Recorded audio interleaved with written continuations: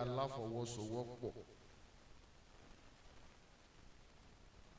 Kí ni àwọn ohun tó ń rú wa lójú? Irú àwọn ni ó wà ní ọkàn wa. Ká kọ́kọ́ bẹ̀rẹ̀ sí ní sọ ìyẹn. Nítorí kí ni? Ibi tí àbí ẹ̀yin bàbá màmá wa ẹ lọ wúra òyì. Ó yẹ kó yì yẹn kó ṣe ojú fìrí. Téèyàn bá fi owó ra òyì yẹ kó kóyàn lójú. Tá a bá sọ pé a fi ilé àti ọ̀nà sílẹ̀ láti lọ máa ṣe ẹgbẹ́ aláfọwọ́sowọ́pọ̀.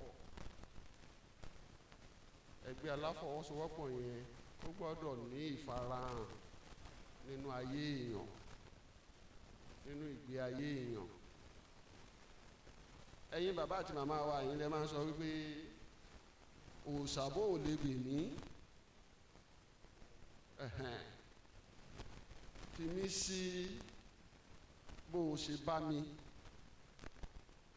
Kì í ṣe pé ẹgbẹ́ aláfọwọ́sowọ́pọ̀ yìí yóò tún wá téèyàn wà máa sọ pé kí ni mo tiẹ̀ wá lọ bẹ̀ gan-an.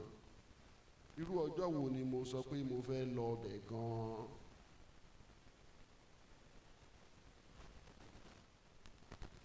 Bí ọ̀rọ̀ ẹgbẹ́ aláfọwọ́sowọ́pọ̀ bí ó ṣe rí fún àwọn kan. Pẹ̀lú oore ọ̀fẹ́ tí a ti ní àǹfààní bá oríṣiríṣi ọ̀pọ̀ ẹgbẹ́ aláfọwọ́sowọ́pọ̀ pàdé. Àwọn ẹgbẹ́ aláfọwọ́sowọ́pọ̀ kan,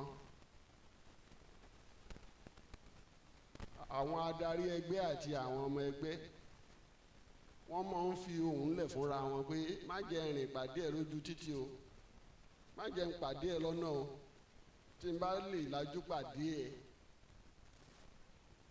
nǹkan tójú ẹ̀ ó rí yóò dà mọ̀. Tí ò dẹ̀ yẹ kó rí bẹ́ẹ̀. Ẹgbẹ́ aláfọwọ́sowọ́pọ̀ ó ń tún ayé ṣe ni. Ẹgbẹ́ aláfọwọ́sowọ́pọ̀ ó gbọ́dọ̀ mú ìdàgbàsókè wá ni. Ẹgbẹ́ aláfọwọ́sowọ́pọ̀ kì í ṣe pé àwa ọmọ ẹgbẹ́ nìkan ni ìdàgbàsókè gbọ́dọ̀ wà fún nínú ẹgbẹ́. Ìlú tá a wà gan-an àbí ìletò tí ó yí wa ká, wọ́n gbọ́dọ̀ mọ̀ pé ẹgbẹ́ aláfọwọ́pọ̀ kan wà tó wà láàrin ìlú yìí. Ní ara àwọn àǹfààní tí ó yẹ kó máa wọ àárín ìlú, nǹkan tí ẹgbẹ́ aláfọwọ́sowọ́pọ̀ tó wà fún nìyẹn. Gbogbo àwọn nǹkan wọ̀nyí ló dẹ̀ jẹ́ pé a ní òfin àti ìlànà tó back ẹ̀ up. Àwọn ìlànà tá à ń pè ní ìlànà onígun méje, the seven principles of cooperatives. Ǹjẹ́ a ní àwọn ìbéèrè tí ẹ fẹ́ béèrè tí a jọ sọ kó lè yé kí gbogbo kó jẹ́ fún àǹfààní gbogbo wa? Bàbá ẹ béèrè béèrè yín.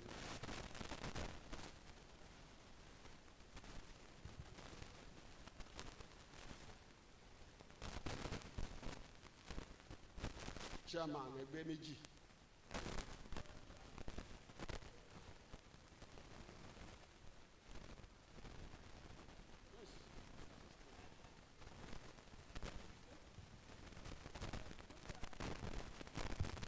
Tó ìpè afẹ́ máa bẹ̀rẹ̀ lórí iṣẹ́ àgbẹ̀. Àwọn tí wọ́n ń dá wa lẹ́kọ̀ọ́ sọ pé tí a bá kóra papọ̀ ká jẹ́ aláfọwọ́sowọ́pọ̀ àìrí nǹkan kan. Then àwa kóra pọ̀ títí ń bẹ̀ náà wọ́n tún ti yàn mí pé kí n fi ṣáájú ń bẹ̀ so ìdìtẹ̀ jẹ́ méjì nítorí pé àtàkọ́kọ́ wọ́n sọ fún wa pé àtọ̀tọ̀ kàṣe méjì ẹyọkan ló yẹ ká ṣe ẹ̀kọ́ yẹn sì ń lùkì lọ́kàn mi lẹ́kọ̀ọ̀kan ṣùgbọ́n síbẹ̀síbẹ̀ dòní tí ì bá ṣe pé bí ọ̀yà àwọn aládàádáálẹ̀ nǹkan kan àti ìrí nǹkan tó tá ń dìbò lọ́dọ̀ ìjọba kí ṣe ìwọ́n bẹ́ẹ̀ mọ́ lọ ìdí mọ́kọ́ láti sọ̀dí tó fi di pé mo di alága méjì ok ẹ tí ó rú mi lójú bí ó yà mí lẹ́nu pé aláfọwọ́sowọ́pọ̀ ń kẹ́kọ̀ọ́ a sì máa ń kọ́ yàn aṣíwájú tó bá sì fẹ́ kí ẹgbẹ́ tó ń yí ìjọ ọ̀dà yóò máa kọ́ àwọn ọmọ ẹ̀ ṣùgbọ́n pẹ̀lú bá a ṣe ń kọ́ àwọn ọmọ ẹ̀yìn tó ẹlòmíì tó ti wà bí 20 ọdún pẹ̀lú wa káàjọ ìṣẹ́gbẹ́ tó bá fẹ́ yáwó ìlú mú káàdì dání tó sì jẹ́ pé ayé àjọ bẹ̀rẹ̀ ẹgbẹ́ ni ẹ wà ṣé tó bá ń lọ báńkì tí o bá gbàgbé passbook tàbí o gbàgbé pin number rẹ ṣé báńkì ó fún ọ lówó bẹ́ẹ̀ bá wí lónìí bó bá tún fẹ́ yá lórí gbà míì yóò tún ṣe bẹ́ẹ̀ o àwọn nǹkan wọ̀nyí ọ̀kan nínú ṣé bó ló ti jẹ́ àìsàn ẹranko èèyàn ní wá ẹ̀kọ́ ní irú ẹ̀kọ́ tá a wá kọ́ yìí tó bá dákòókò ká bá mú lòlèrè wà ń bẹ̀ ìyẹn jẹ́ ìbéèrè kan tó jẹ́ pé ó ń kọ yín lóminú. bẹ́ẹ̀ ni. ẹ ṣeun bàbá. tí ẹ jẹ́ ká máa mú nǹkan tí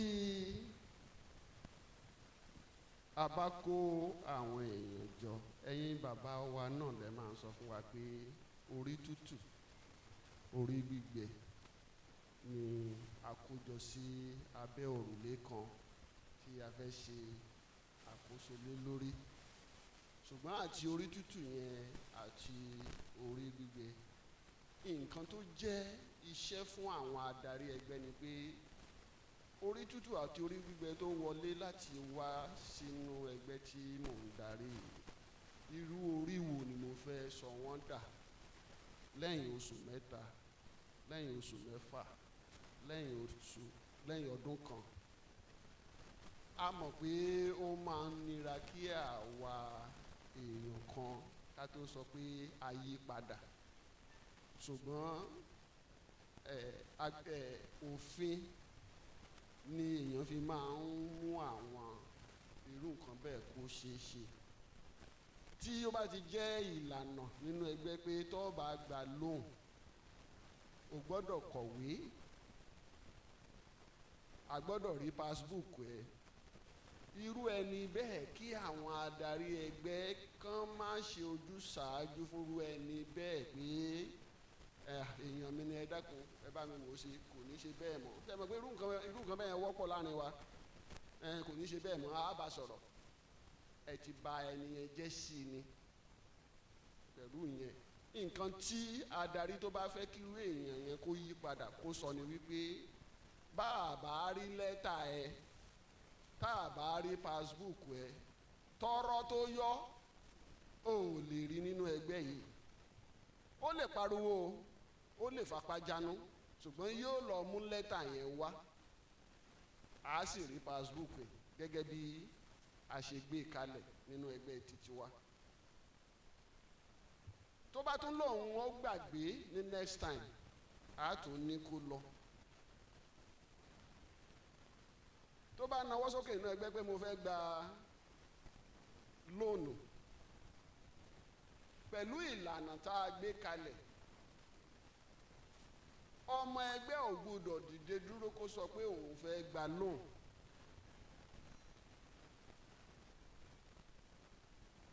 ọmọ ẹgbẹ́ ò gbọ́dọ̀ dìde kó sọ wípé mo fẹ́ gba lóònù láì má tẹ̀lé òfin àti ìlànà nǹkan tí òfin àti ìlànà sọ ni wípé tá a bá ń sọ pé nǹkan àṣírí níbi tí àṣírí wà nínú ẹgbẹ́ aláfọwọ́sowọ́pọ̀ ibi pé a fẹ́ gba lóònù ni àṣírí wà kì í ṣe nǹkan tá a náwó sókè nínú ìpàdé ẹgbẹ́ pé ẹjọ́ èmi náà fẹ́ gba lóònù òfin àti ìlànà nǹkan tó sọ ni wípé kọ lẹ́tà rẹ tó bá dẹ̀ ti kọ tán lọ fún akọ̀wé. Kì í ṣe pé kí ọmọ ẹgbẹ́ lọ sọ́dọ̀ president àbí chairman alága mi mo fẹ́ gba lónìí ó ti kùnà. Ǹjọ́rọ̀ mi yé wa? The approach is that write your application for loan request. Go and give it to your secretary. Àárín ẹ̀yin méjèèjì lẹ ti kọ́kọ́ mọ̀. Secretary la wá mú ìwé yẹn lọ sí executive. Tí loan committee bá wà ní àwọn ẹgbẹ́ tó ti fẹsẹ̀ rinlẹ̀ tí wọ́n ti ní loan committee, alága ò lè mọ̀. Secretary ní á lọ fún loan committee ní lẹ́tà. Kò sí nǹkan tó kan alága.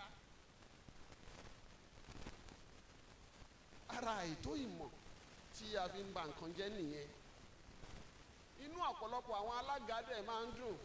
Èmi la darí, àwọn ọmọ ẹgbẹ́ mi wọ́n ń kúnlẹ̀ fún mi, wọ́n ń wárí fún mi. Nǹkan tó ń ṣe ọ̀pọ̀lọpọ̀ àwọn alága nìyẹn tó jẹ́ pé nǹkan tí ò kì í ṣe ojúṣe wọn àwọn náà gbà á tó ń ṣe. Secretary ní òpó múléró tó ní òpó tó di ẹgbẹ́ mú, òpó múléró ẹgbẹ́. Akọ̀wé ni. Akọ̀wé lè sọ fún alága pé alága wa bí òfin ṣe sọ́kọ́ yẹn. Ṣé mo gbogbo lẹ́nu nìyẹn? Akọ̀wé ní agbára ẹ̀ láti sọ fún president àbí chairman pé no, that is not our rules. Nítorí kí ni? Òun ni ìyẹn akọ̀wé, òun ni òpómúléró ẹgbẹ́. Tí ẹgbẹ́ ò bá dàrú, tí ẹgbẹ́ ò bá túká, àwọn tó mọ ìṣàkóso tó ń ṣe ìṣàkóso lé àwọn ẹgbẹ́ aláfọwọ́sowọ́pọ̀ lórí, kí wọ́n tó bi alága ní ìbéèrè kankan, wọ́n kọ́kọ́ pe secretary wá secretary. Báwo ni ẹgbẹ́ ṣe túká lójú ẹ̀? Mo ń sọ fún wa àwọn agbára tó wà ní tí òfin gbélé akọ̀wé ẹgbẹ́ lọ́wọ́ ni o. Nítorí náà tá a bá sọ pé a fẹ́ yan secretary nínú ẹgbẹ́ fún ẹgbẹ́, ó mà gbọ́dọ̀ jẹ́ ẹni tó ní ìmọ̀ àbí tó ṣetán láti kẹ́kọ̀ọ́.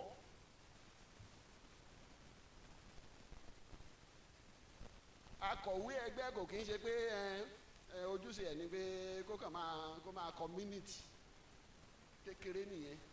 Òun ni administrator ẹgbẹ́. Tí gbogbo ọmọ ẹgbẹ́ àbí chairman àbí president àbí treasurer tán ti bá personal okòwò wọn lọ, akọ̀wé gbọ́dọ̀ máa ka bylaw bí ẹni fẹ́ lọ sí exam. Ǹjẹ́ ọ̀rọ̀ mi yé wa sà? Akọ̀wé gbọ́dọ̀ máa ka bylaw bí ẹni pé yóò mú bírò yóò lọ ṣe exam lọ́la. Ó gbọ́dọ̀ gbé sórí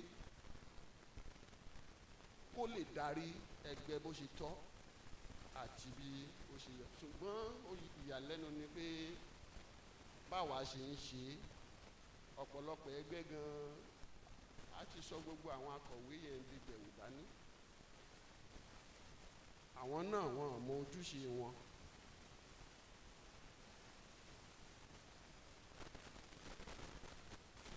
Yesterday. Yeah, but I wanted to see you at the end, but mi mọ̀ bọ́lá ṣe wá sọ pé ẹ̀yin ni mo mọ kọ́kọ́ rí láàárọ̀ yìí.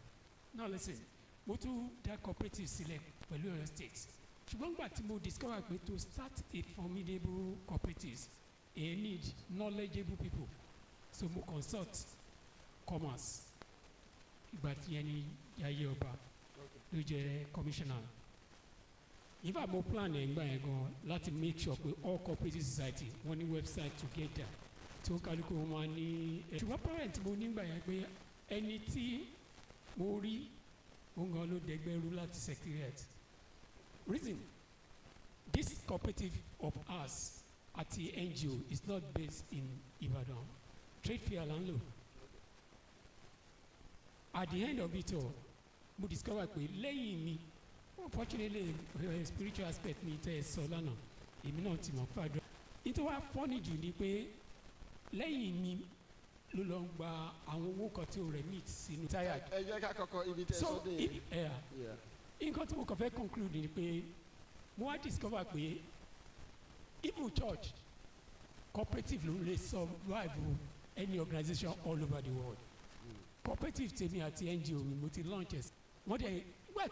Ọlọ́run mo fẹ́ owó Ọlọ́run ò kì í ná náírà o Ọlọ́run ò kì í ná pound sterling o Ọlọ́run ò kì í ná, and it is now your duty, it is now your responsibility to go and work with the idea. Ibẹ̀ yẹn ni ìbẹ̀rùn èèyàn lọ́lọ́run ti fi idea yẹn sí nínú. Ìgbà tẹ́ ẹ bá gbé ìgbésẹ̀ ẹ gbọ́dọ̀ yí. Kì í ṣe secretariat lẹ́ẹ̀ ti lọ wá yàn.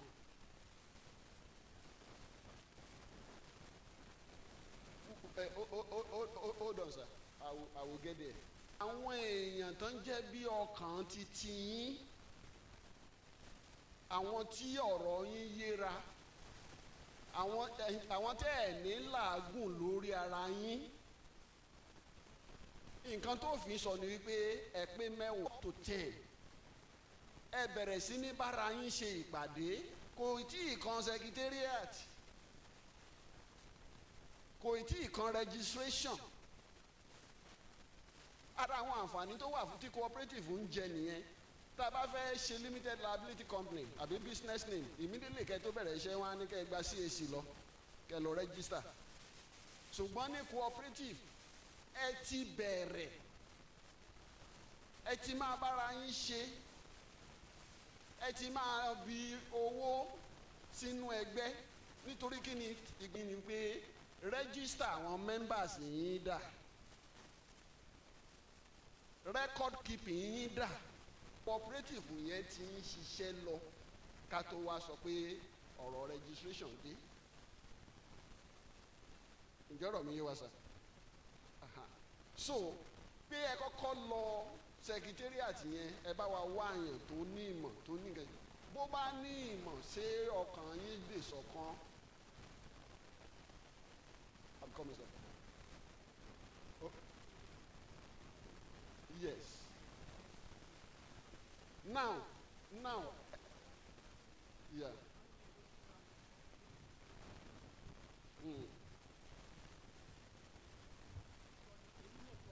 By new, ó difficult fún mi pẹ̀lú nature of my program láti ní 2 days. Tó bá ju 2 days ló máa wá.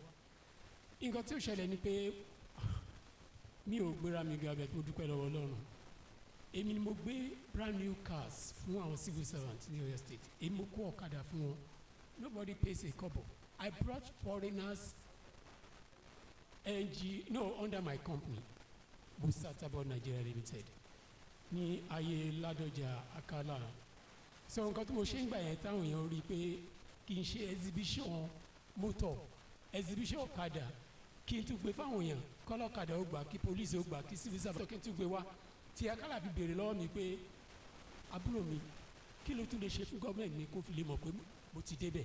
Mo ní mo máa ṣe housing project ni mo ń ṣe lọ́wọ́ láti ìgbà yẹn, ṣùgbọ́n unfortunately Akala is no more there.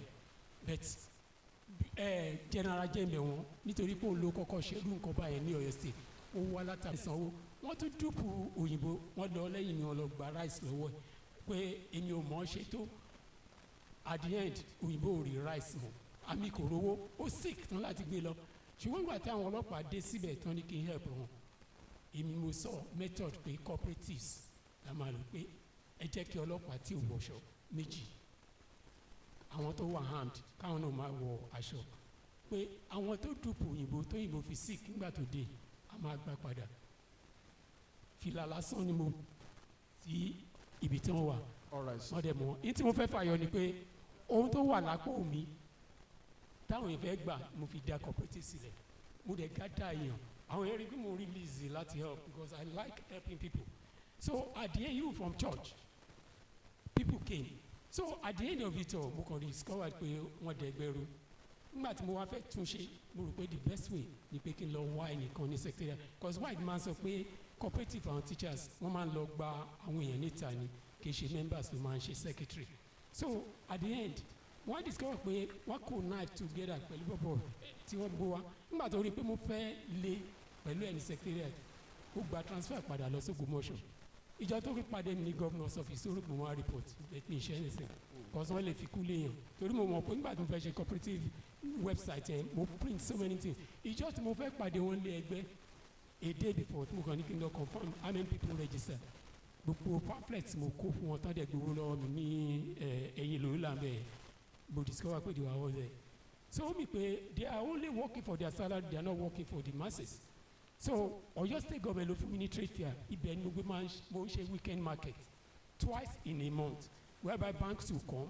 open account for people free of charge Okay, sir. and that is actually how I started but nígbà tí mo wá rí i pé project yìí ṣó máa kú mọ́ mi ni and that's why I came cooperative certificate mi wà bíbá. Sorry.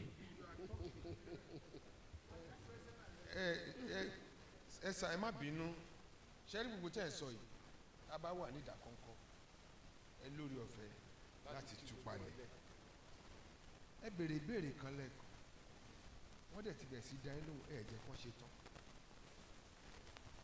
ó ní àfẹ́mí lọ́ba àkọ́kọ́ ṣe tó ṣe bí òwe ẹ̀yìn àgbà inú ọ̀rọ̀ tẹ́tí sọ ní mo ṣe báyìí mo ṣe báyìí mo ṣe báyìí mo ṣe báyìí gbogbo wa táwọn bí ẹ jẹ́ ká kọ́kọ́ kí yẹn sápò lọ olùkọ́ wa ń sọ wípé tí a bá fẹ́ ṣe cooperative mo sọ lánàá mo ní nǹkan mẹ́jọ la ní ìmọ̀ ẹ̀ a ní láti mọ̀ ẹ ò ní ìmọ̀ yẹn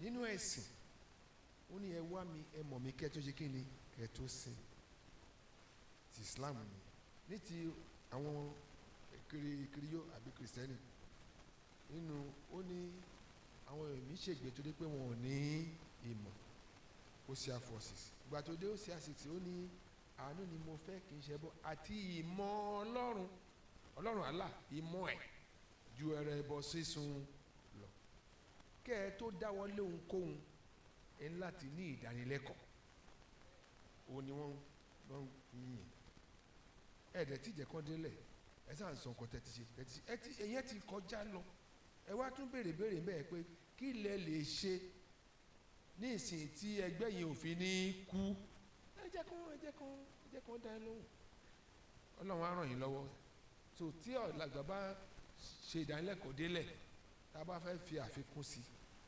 àfikún sí ẹ má bínú sí mi. Thank you, sir. Gẹ́gẹ́ bí a ti ń sọ lọ à ń fi gbogbo eléyìí tá à ń ṣe àfi ń dúró de àwọn èèyàn wa kan wọlé ni o nítorí kí ni pápápá ni èyí a fẹ́ kúrò níbi ní ó pẹ́ tán aago 2 ọ̀sán mo tó ń sọ torí àwọn èèyàn tí wọ́n ń lọ sí ọ̀nà jíjìn kan lè lọ. àwọn ìgbésẹ̀ yẹn ibi tí mo sọ̀rọ̀ dé ni wípé ẹ̀yin nìkan lẹ̀ ń ṣá eré ẹ̀ ṣùgbọ́n kò yẹ kó rí bẹ́ẹ̀ ibi táyìn nìkan ti ń ṣá eré ẹ̀ yẹn lẹ ti ń sọ pé òkè ẹ̀yin ń bi ara yín àwọn wo ló lè jẹ́ kí nǹkan tí mo gbé lọ́wọ́ yìí tó lè jẹ́ kí ó fẹsẹ̀ múlẹ̀ ìyẹn ni ẹ fi lọ sí secretariat ṣùgbọ́n ìgbésẹ̀ yẹn bí ìgbà téèyàn fẹ́ gun àtẹ̀gùn lọ sí ilé lókè èyí tó fi máa gbé ẹsẹ̀ sí orí stairs ńkọ̀ọ̀kan ẹ̀yin fẹ́ dá ẹsẹ̀ yẹn kẹ́kọ̀ọ́ gbogbo ẹ̀ papọ̀ ó di dandan kí irú ẹni bẹ́ẹ̀ kó ṣubú àwọn èèyàn yín àkọ́kọ́ àwọn ni èèyàn 10 tí ìmọ̀ yín ṣe ọ̀kan lórí ohun tí Ọlọ́run fi hàn yín. As a man of God, sir, I'm addressing you as a pastor now. Yes, sir. When you have the idea, you must bring people together. But the people you are bringing together, they are not just anyhow people. They are not just anyhow people. They are the people that if you sell them the idea, oyè wọn, wọ́n á lè tún bẹ̀rẹ̀ sí ní fi ìmọ̀ràn sílẹ̀ immediately pé bye. Thank God pé èyí tá à ń ṣe láti àná àtẹ̀mí ń sìn.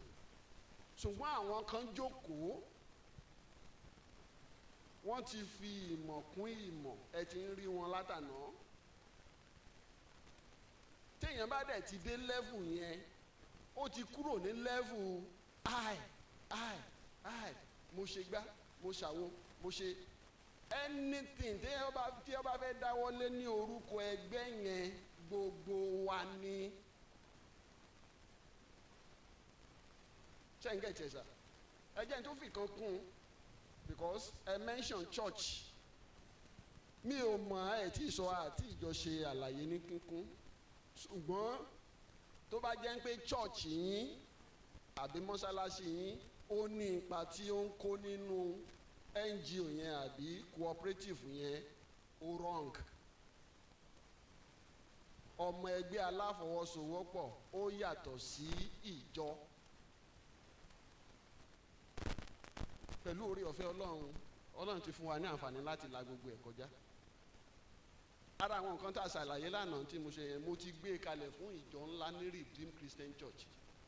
Gbogbo àwọn tó bá jẹ́ ọmọ Redeemed Church, wọ́n á mọ̀ pé àwọn group kan wà kan pè ní First Born Family. Ní 2008 tí First Born Family bẹ̀rẹ̀ Business Development Department. Pẹ̀lú oore ọ̀fẹ́ Ọlọ́run, èmi ni Ọlọ́run lò kó tó máa káàkiri ní àárín Redeemed. Adarí ìjọ pásítọ̀ tó bá jẹ́ òun ni Ọlọ́run fún ní àìdíyà pé dá nǹkan báyìí lẹ̀ fún àǹfààní àwọn ọmọ ìjọ ẹ̀, ó gbọ́dọ̀ wá àwọn èèyàn ní. Tó bá ti fi iṣẹ́ yẹn lé àwọn èèyàn yẹn lọ́wọ́, òun gangan gbọ́dọ̀ sún sẹ́gbẹ̀ẹ́ kó yè bá. Nítorí kíni mo sọ̀rọ̀ nípa weakness lánàá. Ara weakness yẹn ni pé mo fẹ́ lọ mójútó wọn, ṣé wọ́n ń ṣe dáadáa. A pastor must never do that. Nítorí kíni ó ti fẹ́ fi ètò okòòwò, ó ti fẹ́ fi kún iṣẹ́ ìránṣẹ́, méjèèjì máa ṣubú. Méjèèjì á ṣe kíni? Á ṣubú. Tó bá tẹ́ di pé owó okòòwò yẹn ọ̀dọ̀ pásítọ̀ ló máa gbà kọjá, pásítọ̀ ló máa sáìn àbí àfáà ló máa sáìn. Àwọn ọmọ ìjọ tó yẹ kán wá gbàdúrà sí Olúwa, ibi tá a ti sọ pé ẹ gbàdúrà àbí ẹ kọrin, ọ̀pọ̀lọpọ̀ wọn ló jẹ́ pé èrò ọkàn wọn ni pé ṣé pásítọ̀ wa ò ti kówó wa lọ síbi tó wù ú. Irú ìjọ bẹ́ẹ̀ ó ti ń ṣàìsàn nìyẹn. Ibi tí ìmọ̀ tí ó ti ṣe kókó nìyẹn. Ibi tí ìmọ̀ ti ṣe kókó, tí a bá mú ìmọ̀ tá a bá mú lò, nǹkan tó dáa á kàn bàjẹ́. Èèyàn kan lè sá eré, you move very fast. Ṣùgbọ́n ẹni tó bá fẹ́ lọ fáà, ó gbọ́dọ̀ lọ pẹ̀lú àwọn èèyàn. If you want to run very fast, run alone.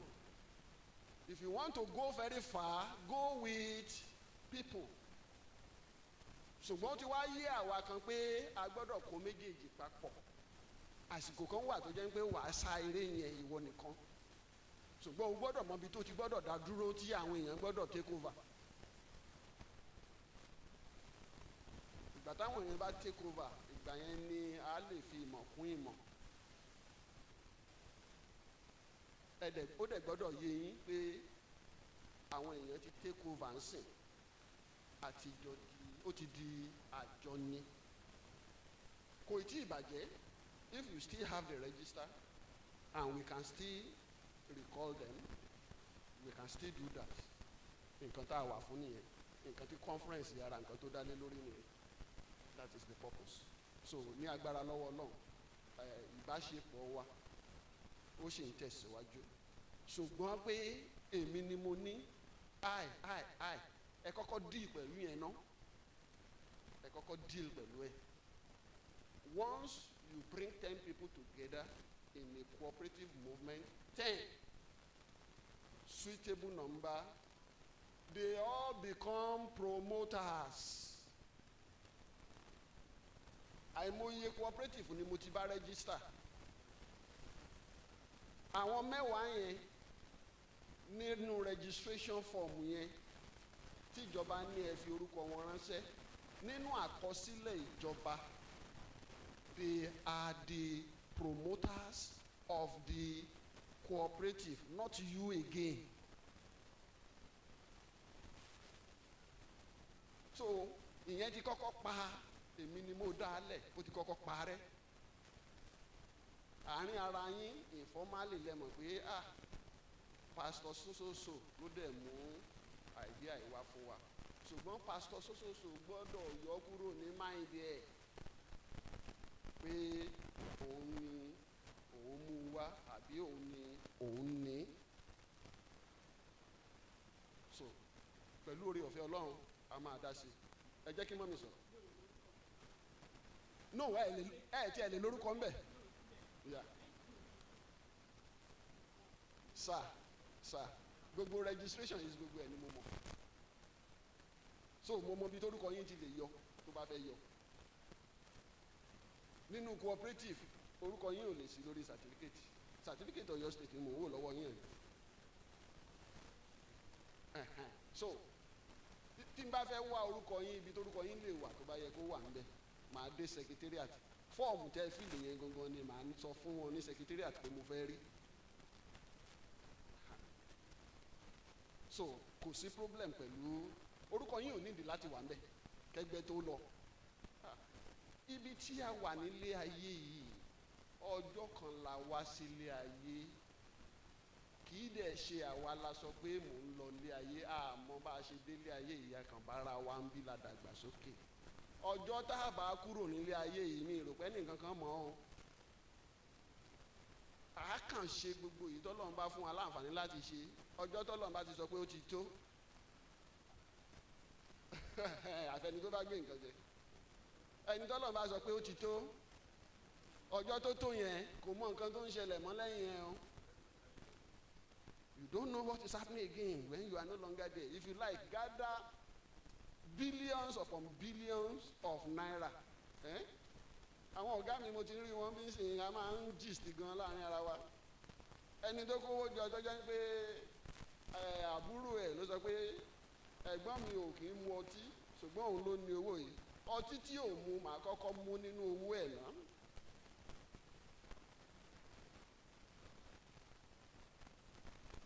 Tí èyí ò bá ti símọ́ ẹ̀ mọ nǹkan tó ń ṣe owó mọ́, ìyẹn ló fi yí ọ̀pọ̀lọpọ̀ àwa pé ìránṣẹ́ lásán ni owó, kì í ṣe nǹkan tí èèyàn tí ó mọ tẹríba fún.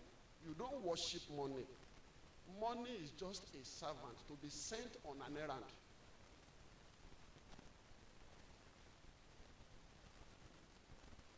Mọ́mí, ìbéèrè yín.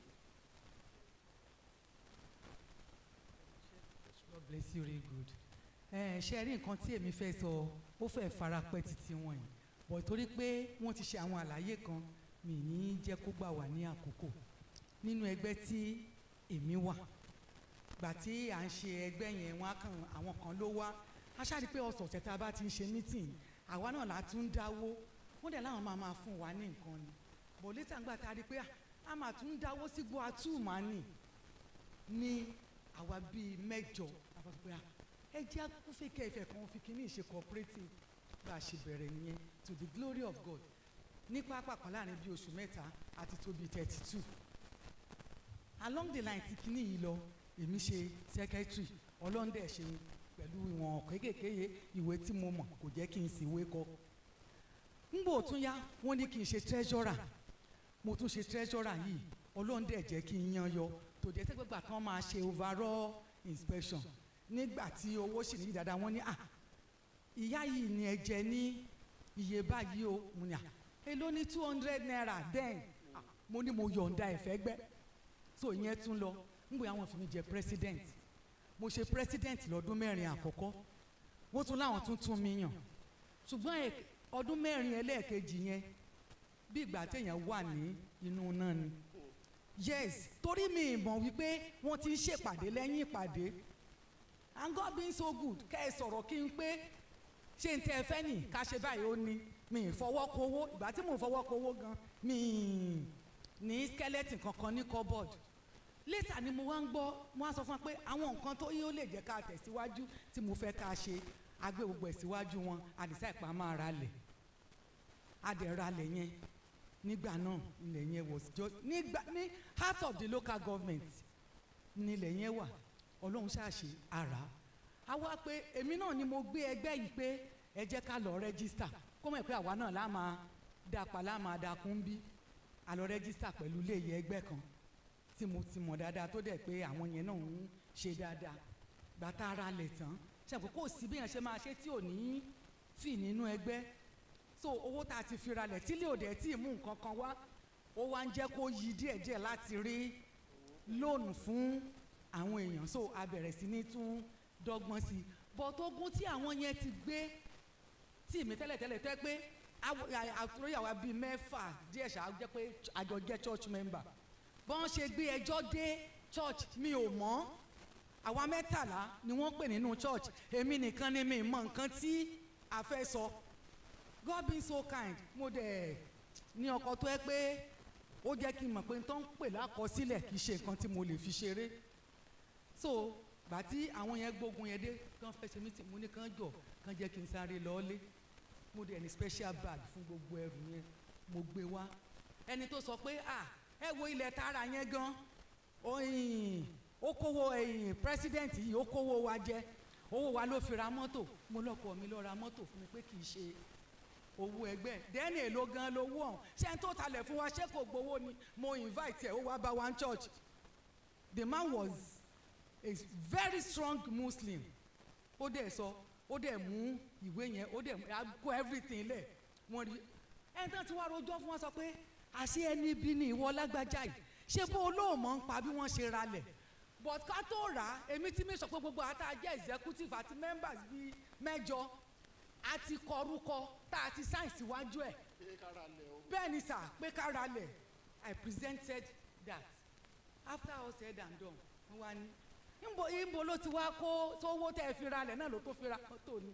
wọ́n ní rárá wọ́n ní èmi mo gba 10% pé ni mo dẹ̀ fi ralẹ̀ ẹni tó talẹ̀ fún wa ní òun lòun gbà òun ò sì fún ẹni yìí ní nǹkan kan àwọn 3 náà wá sanwó màmá tó sì kẹta wọn màmá àgbàlagbà ganido the woman has just late níbi 2 years ago so ìyẹn tún lọ bẹ́ẹ̀ ṣé wá rí kí ni ẹ wá ń da omi tútù sí mi lọ́kàn because before God and man owó mi ni mo ná sínú ẹgbẹ́ yẹn mi kì í lọ sílé ẹgbẹ́ kí n gbowó mọ́tò mi kì í rí nǹkan kan tó dáa láti ṣe sínú ẹgbẹ́ kí n gbowó lọ́wọ́ wọn àṣé ẹ má bínú ẹ̀yin bàbá màmá ọkọ lára alẹ́ ń do jẹ ní wọ́n fi dúró kó pa I'm telling you tí wọ́n ń rò nìyẹn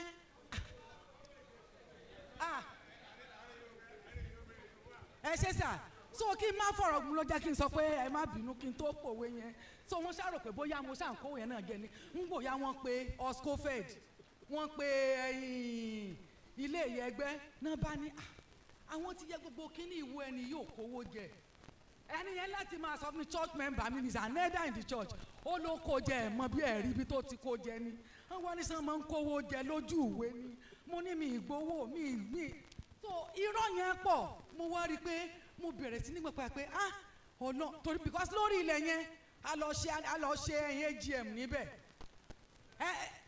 umbrella ni mo ṣe personally tí mo há treasurer mi náà the same thing ó ṣe nǹkan míì gbogbo àwọn yẹn inú wọn dùn owó tí wọ́n fún wa tán donate fún wa láwọn ilé ìyẹn ẹgbẹ́ yẹn àpò fún sí owó treasurer mi yìí sí lẹ́yìn ká kó wọn sọ pé ṣó ṣeé ṣe kí treasurer gbowó tán lórí ìjókòó kí wọ́n sọ pé kó wọ ọwọ́ rẹ wá o kó sì fi mí lẹ̀ bẹ́ẹ̀ mú ní ṣó ṣeé ṣe ní bọ́tẹ́ni yìí ò gbà ẹ̀yin bàbá màmá kí n má fọ̀rọ̀ gùn lẹ́yìn gbogbo ẹ̀ nísìnyí wọ́n ṣàmì sọ pé ńgbà tán wá tó wá yàn mí lẹ́lẹ́ẹ̀kẹta èmi náà àwa 3 la contest èmi mo tún wọlé mo ní kàn jọ pé 9 tí mo ní mo pín sí méjì fún àwọn méjèèjì lẹ́nìkan fi jẹ́ lẹ́nìkan fi jẹ́ president ẹnìkejì mo ní ẹ fún treasurer kó náà lè rí ibi tí mo ti ń kó jẹ kó lè máa kó jẹ. So ńgbà tí yẹn lọ tán ńgbà tá a fi ṣe meeting ọdún méjì kò tiẹ̀ wá sẹ́ni kankan tó fẹ́ tọ́nà kù mọ́ owó wà lójútùú mọ́ kò sí kinní kankan mo wá rọra sún sẹ́yìn bẹ́ẹ̀ ni mo wá sún sẹ́yìn ṣé níbi tọ́rọ̀ dé dúró sí gbogbo ọ̀rọ̀ tí mo sọ fún ẹ ní sí kò tí pé 2 months ọdún tá a dẹ̀ ti fi ẹgbẹ́ yìí sílẹ̀ mo sọ mo lẹ́gbẹ́ lè ránlẹ̀ ní o mo ní kò ní kú torí pé kò sẹ́ni tí fojú ọwọ́ ṣiṣẹ́ tí mo fẹ̀yìn ọwọ́ dànù. I've given you a long rope to pull.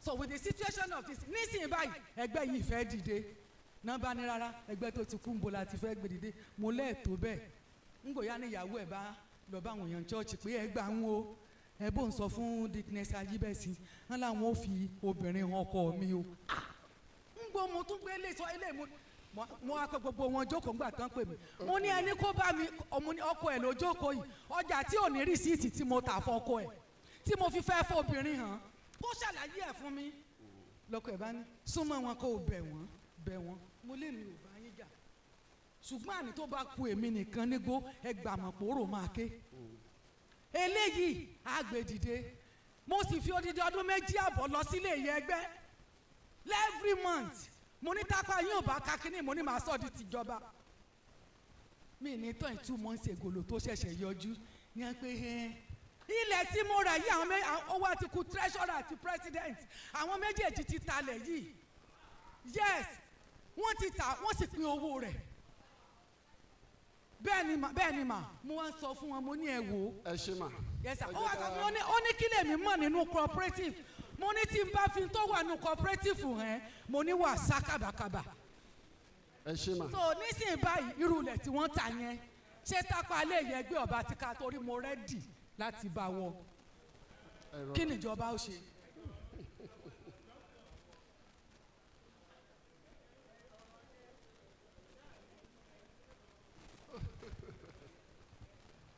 Hello. Please, we will soon start today's program. I can see interacting. Eléyìí náà dùn àbí?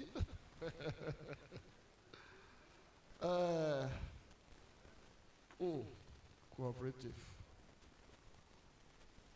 Ma, kí ni àwọn ìgbésẹ̀ tẹ́ ti gbé? Mi nífẹ̀ẹ́ kẹ́ẹ̀kan ṣàlàyé kan rẹpẹtẹ o. Yes, sir. Oh, okay. Sorry about. I want you to move forward. Please move forward. Sorry about that. Please, let's move forward. Let those that will be coming in, let them be at the back. Please. Thank you very much. Now, what we are talking about now, my question, one sentence response. When issues were starting, who do you go to report?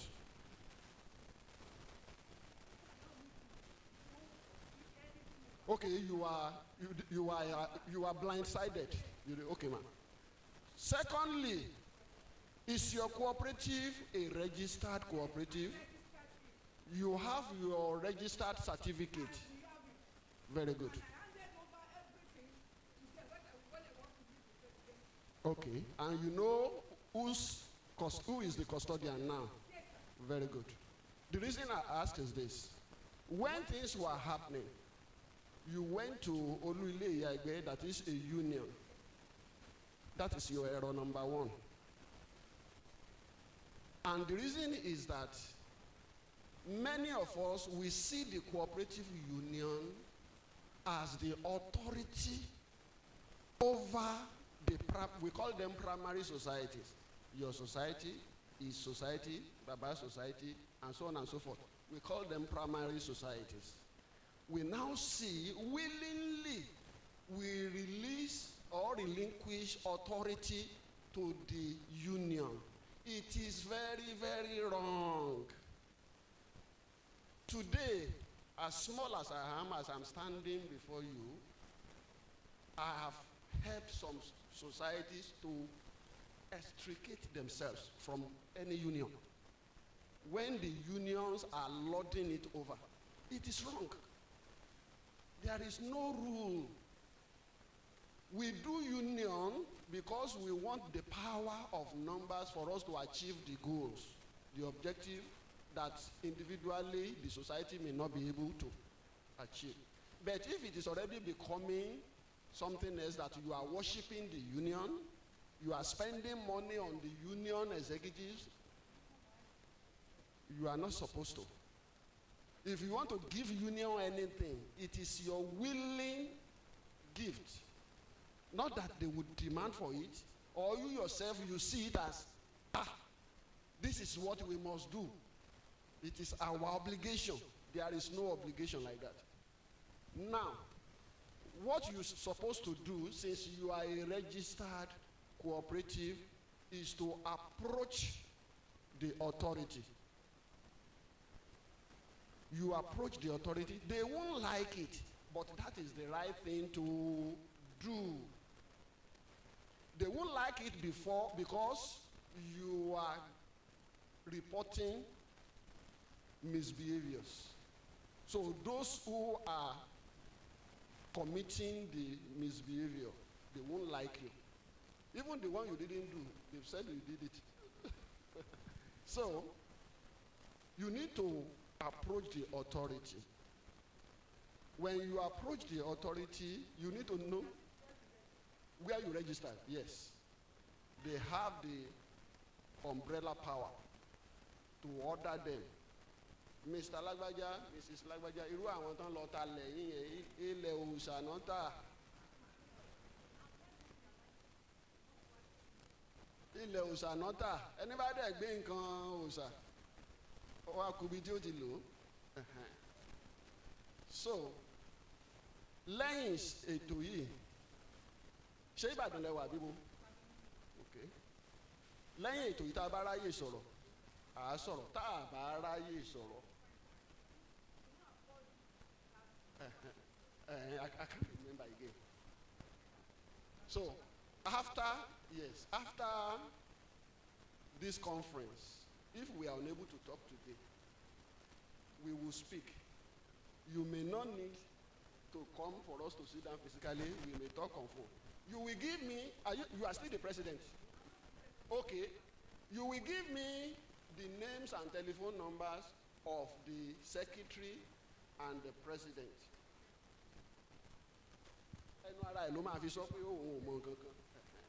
You will give me their names and you will give me the name of the society. Then you will give me who your supervisor at the secretariat, who the person is. They know me, I know them. That's what I need. Then we take it further from there.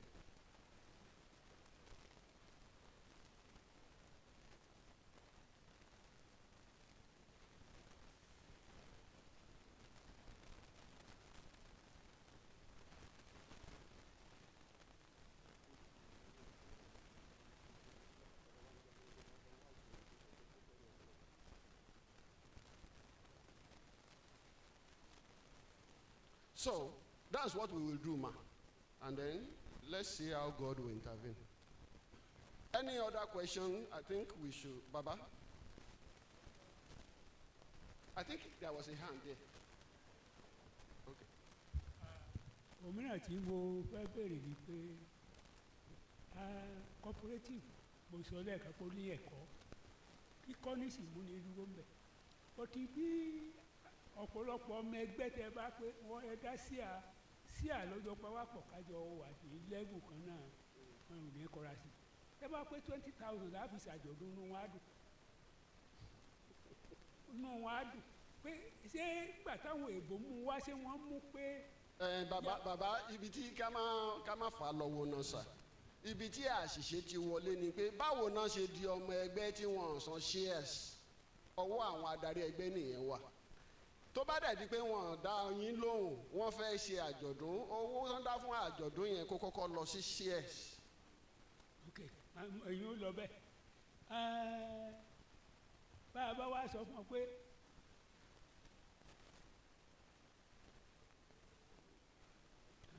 ẹgbẹ́ ẹ má ṣe ẹgbẹ́ méjì, ẹ má lọ yáwó microfinance. Ẹ bá dúró níyì tẹ́ ṣe dáadáa kò sí bùkátà tẹ ní ẹ máa gbowó yẹn sì máa dá padà. Wọ́n à ní gbọ́ o, wọ́n wà yá ni wọ́n yà lọ́hùn, wọ́n wà á fi ti yín sábọ̀dé, wọ́n fi yín ṣe ṣé mọ̀ pé ojú wọ́n fi ti wá ṣe pé ìgbẹ̀wọ̀n ò nídìí, ṣé mọ̀ pé wọ́n ní ti bí wọ́n máa ń fa èèyàn ní wọ́n máa ń fa àwọn káàkiri ni. So wàhálà yẹn. wọ́n wà á dá wàhálà yẹn sẹ́yìn lọ́rùn. ṣé ẹ wà ń bẹ̀ ńgbà tán lọ gbawó. ṣé mọ̀ pé ńgbà tí ọba sanwó tọ̀dọ̀ ti wá wàhálà ọdún yóò jẹ́ lọ́dọ̀ wa káyàn bíi mẹ́rin márùn bá kí wọ́n kóra pé ẹni tí ò pé tí ò fún wa lówó yóò ṣe kínní ó pé ká mọ̀tò lọ yáwó gbòmí tí wọ́n bá yà ṣé wàhálà ò ní wà ní ẹgbẹ́ adúpẹ́ pé lọ́n bá wa ṣe ò torí ọkàn tá a ní tá a fi ń darí ẹ̀ ọlọ́run òjò owó ń tẹ̀síwájú sí i ṣùgbọ́n àwọn ìyẹn mo ń wá pa kí ló bí gbogbo orú wọn ń kọ́ wa lẹ́kọ̀ọ́ pé ẹ má máa gbowó ní ìgbà mo rò pé sípírìtì yẹn pàápàá lọ́dọ̀ àwa Yorùbá ìlú ọmọbòmí o Yorùbá ìlú mọ wa o sípírìtì pé ibi tá a ti gbowó wọlé ibi a ti gbowó wọlé kásá gbà àwọn àti dá padà tí wọn ò ní létò àtọwọ́ ẹni àtọwọ́ olówó kíkan sáàmù tí wọ́n yàn. tó o mo rò pé ó ti jọba lọ́pọ̀ àwa. ẹ ṣe bàbá yes sir I'm coming sir. ẹ rí nǹkan tí ó ń ṣẹlẹ̀ tí ó dẹ̀ jẹ́ pé ó ń fa bàbá pay attention o nǹkan tó ń ṣẹlẹ̀ tó jẹ́ pé ó ń fa ìpalára fún ọ̀pọ̀lọpọ̀ wa ní ilẹ̀ Yorùbá ojú àánú ti pọ̀ jù àdẹ̀ kì í fi ojú àánú ṣe business o sọ̀rọ̀ mi yé wa bàbá ọmọ bàbá mi ni àbúrò mi ni tí mi bá dìde sọ̀rọ̀ rẹ̀ yóò lọ sọ fún ẹni bàbá ìyẹn ò dé di business o ẹni bá jẹ́ pé spirit yẹn ló fẹ́ fi lo ilé ayé ẹ̀ mọ nǹkan tá a máa ń sọ fún wọn bàbá a sọ fún irú ẹni bẹ́ẹ̀ wọ́n ní sàn án láàrin a sọ fún irú ẹni bẹ́ẹ̀ tá a mọ̀ pé ó nírú ẹ̀mí yẹn pé arákùnrin arábìnrin ò lè ṣe business lọ dá àjọ kan sílẹ̀ tó ti máa ṣàánú fáwọn èèyàn.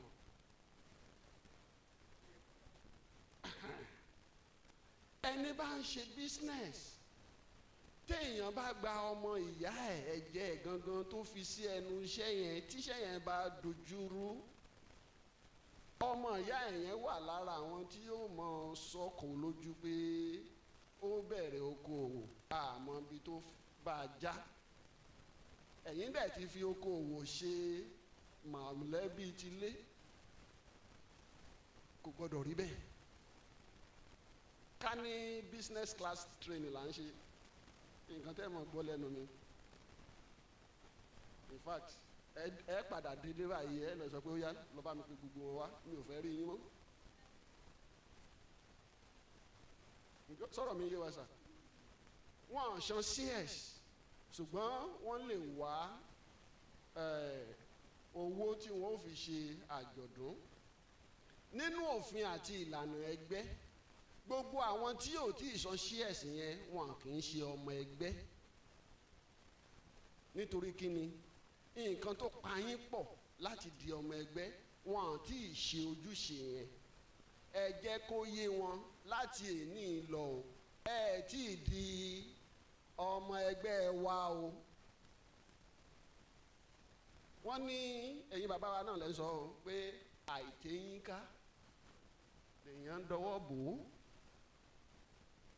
ẹ gbọ́dọ̀ jẹ́ kó yé wọn wọ́n sọ pé bàbá máa ti lé wa kúrò nínú ẹgbẹ́ ẹ wàá jẹ́ kí àwọn tó sọ pé kí ni ẹ̀ṣẹ̀ wọn tó fi lé wọn kúrò nínú ẹgbẹ́ nǹkan tó jọ pa wá pọ̀ tó sọ wá di ẹgbẹ́ wọn àti ìṣe ojúṣe yẹn ẹ jọ̀ọ́ ẹ bá mi bẹ̀ wọ́n kàn ṣe ojúṣe wọn. ẹ mọ̀ pé gbogbo irú eléyìí tá à ń sọ pé okòòwò ni cooperative ẹ mọ̀ pé àwọn tó lè kówó lẹ̀ pé ká fi ṣe àjọ̀dún ká jẹun ká ṣe pé ẹ mọ̀ pé irú gbogbo nǹkan tá à ń sọ yìí kò lè yé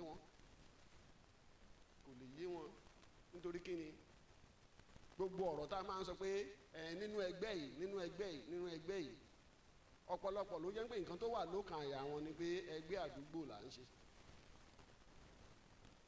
ṣùgbọ́n kò kì í ṣe ẹgbẹ́ àdúgbò ẹgbẹ́ iṣẹ́ àrìn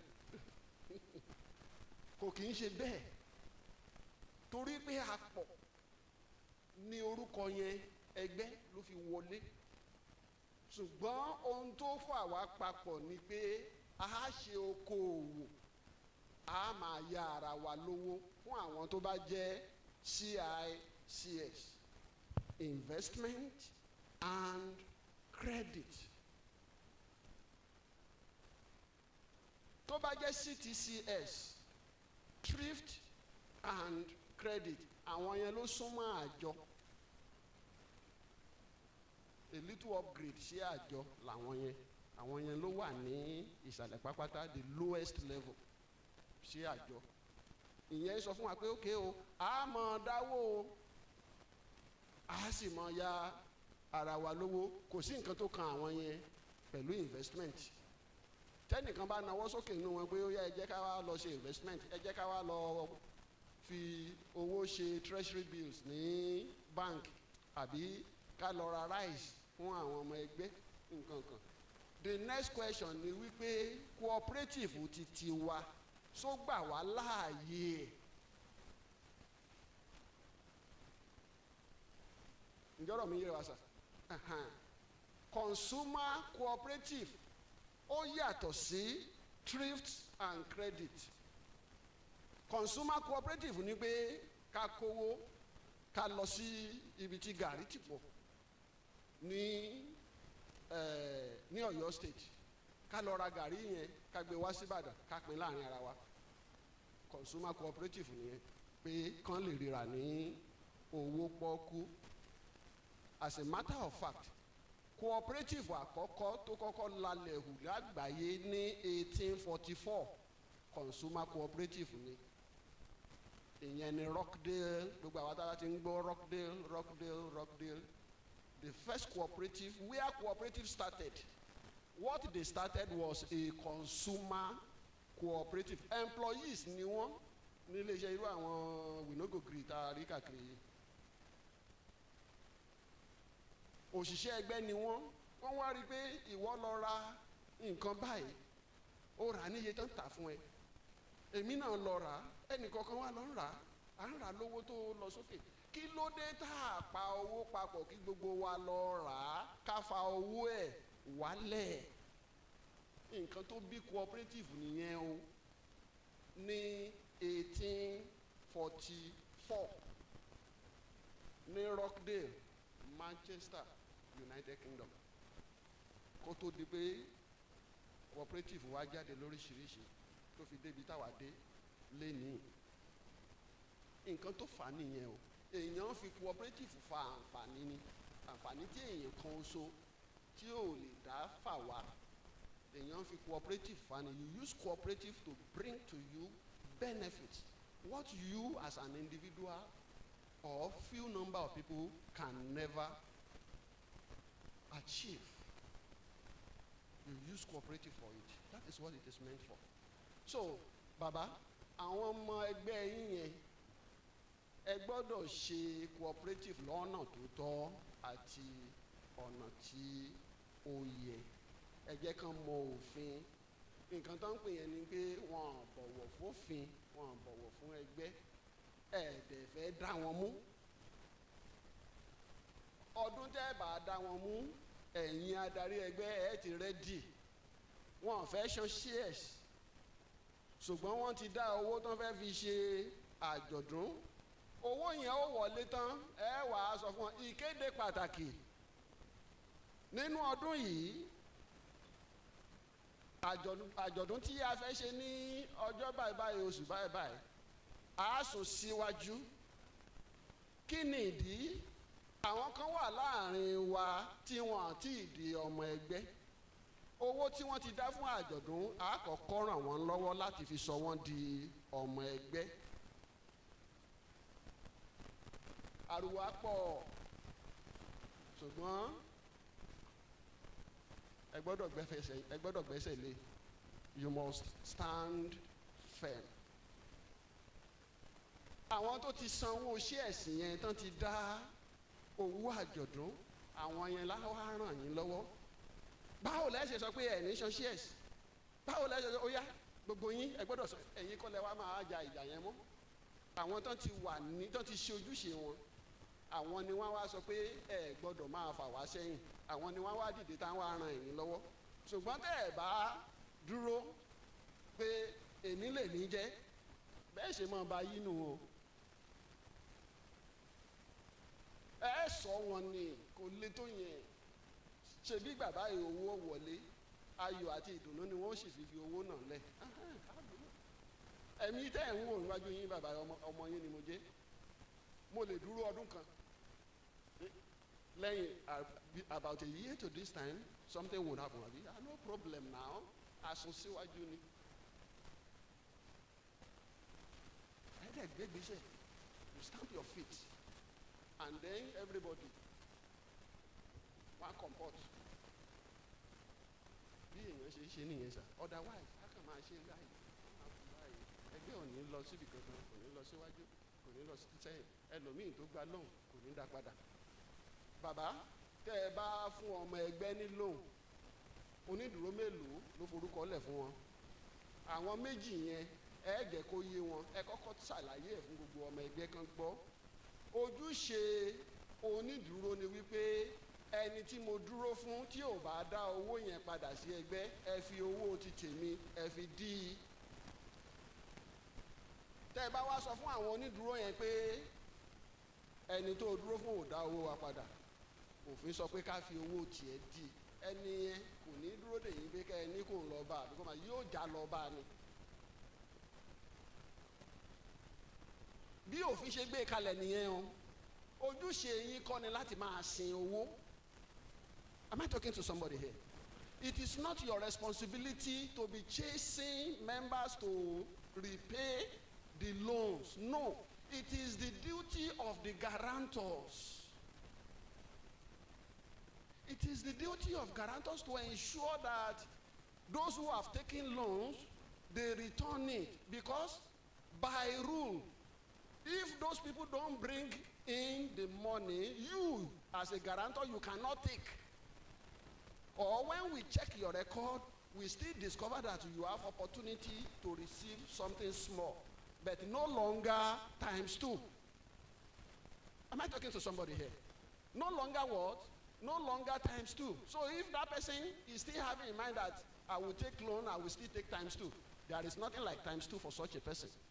Because ó ti kó owó ara ẹ̀, ó ti kó léèyàn kankan lọ́wọ́. That is cooperative. And if you don't do it that way, the society will not grow. The society will not follow rules and regulation. Everybody will be behaving anyhow. There will be no law and order. A ti rí níbi cooperative ẹni lọ́kànlẹ̀kùn ilé alága around 5 a.m. láàárọ̀ aago 5 ìdájí tó so bandage mọ́ ọwọ́ tó gbé ọwọ́, òun l'accident lánàá, òun need emergency loan, òun lọ hospital, ìrọ̀lẹ́ ọjọ́ yẹn bí apalọ̀.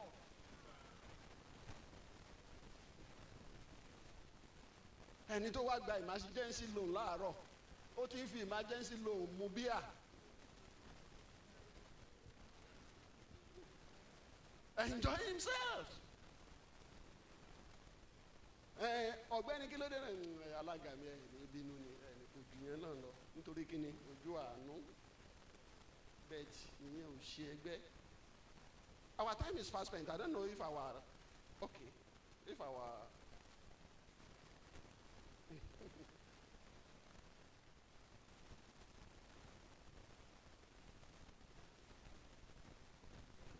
ẹ ṣe gan ma ẹ̀yin mọ́mí wa àti dáàdi wa ẹ kú ìjókòó sá. Can you use the general language now? Is it possible?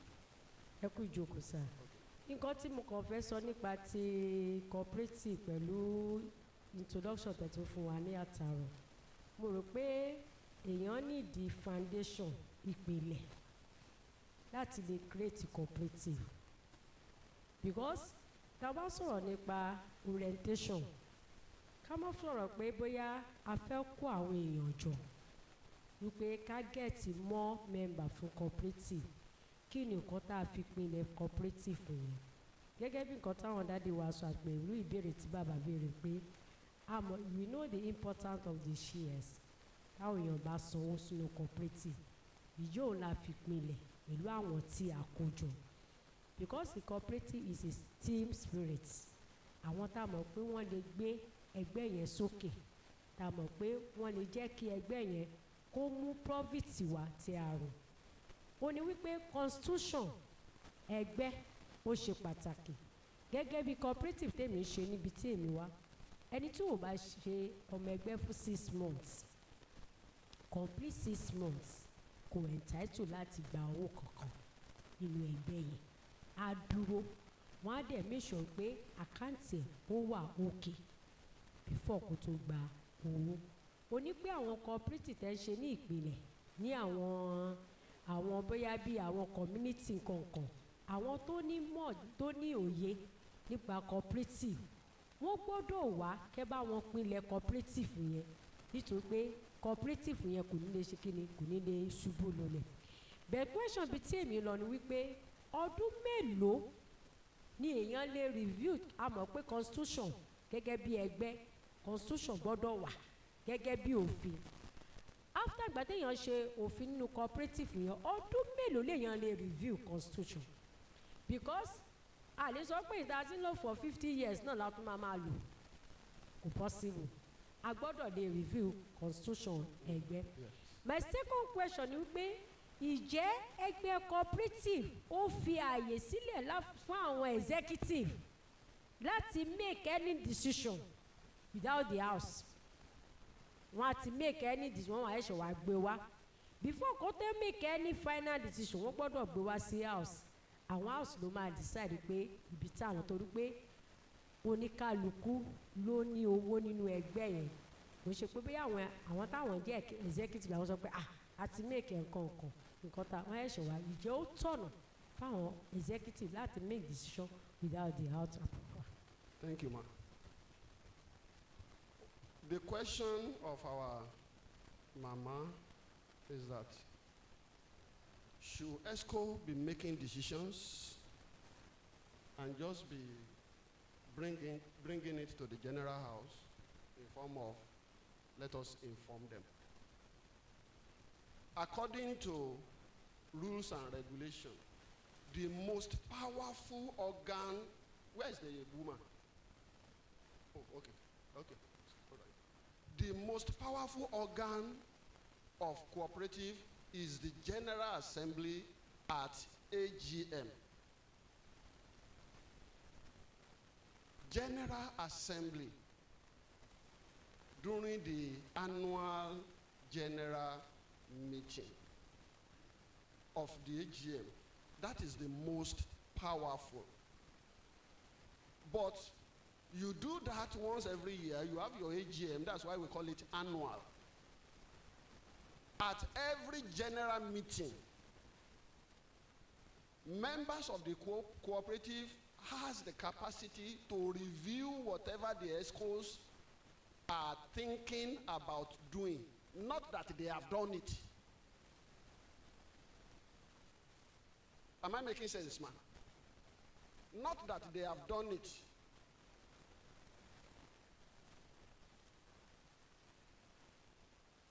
The most powerful organ of a cooperative is the general house. When we gather for a meeting, ìgbà yẹn àbá àbí èrò ọkàn tó bá wà ní ọkàn àwọn adarí tí wọ́n bá tiẹ̀ ti fi ẹnu kò àwọn 4 sí 5 yẹn tó bá ti fi ẹnu kò tá a bá wà ní general meeting a lè dànù.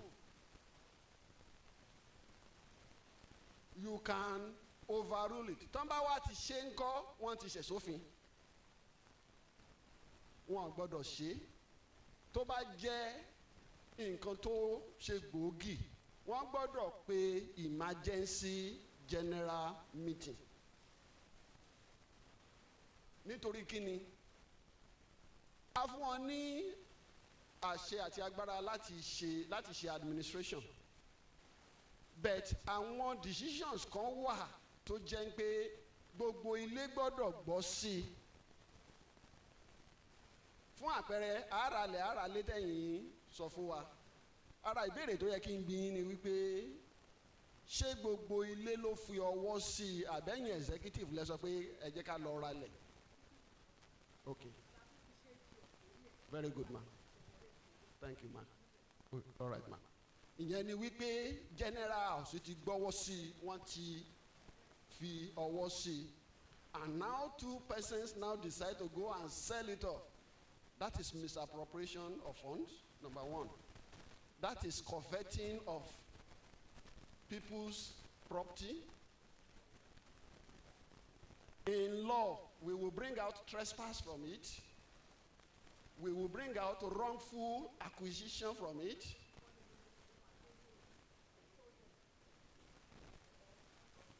And so on and so forth. So, General Assembly ló ní agbára tó jù. Ìyẹn la fi ń sọ pé tá a bá wà nínú ìpàdé, àwa ọmọ ẹgbẹ́ a gbọ́dọ̀ máa kú ẹnu.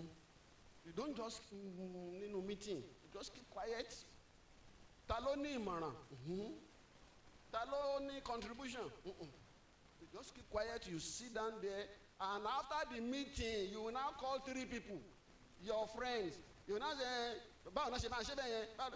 Tó yẹ kó o ti bínú, everybody mọ̀ pé o bínú.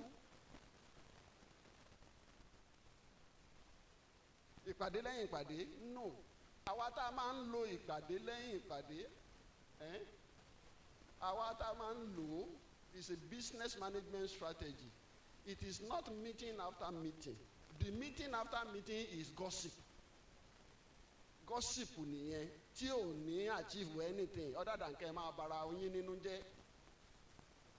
The real meeting, if it is strategic, it must come before meeting.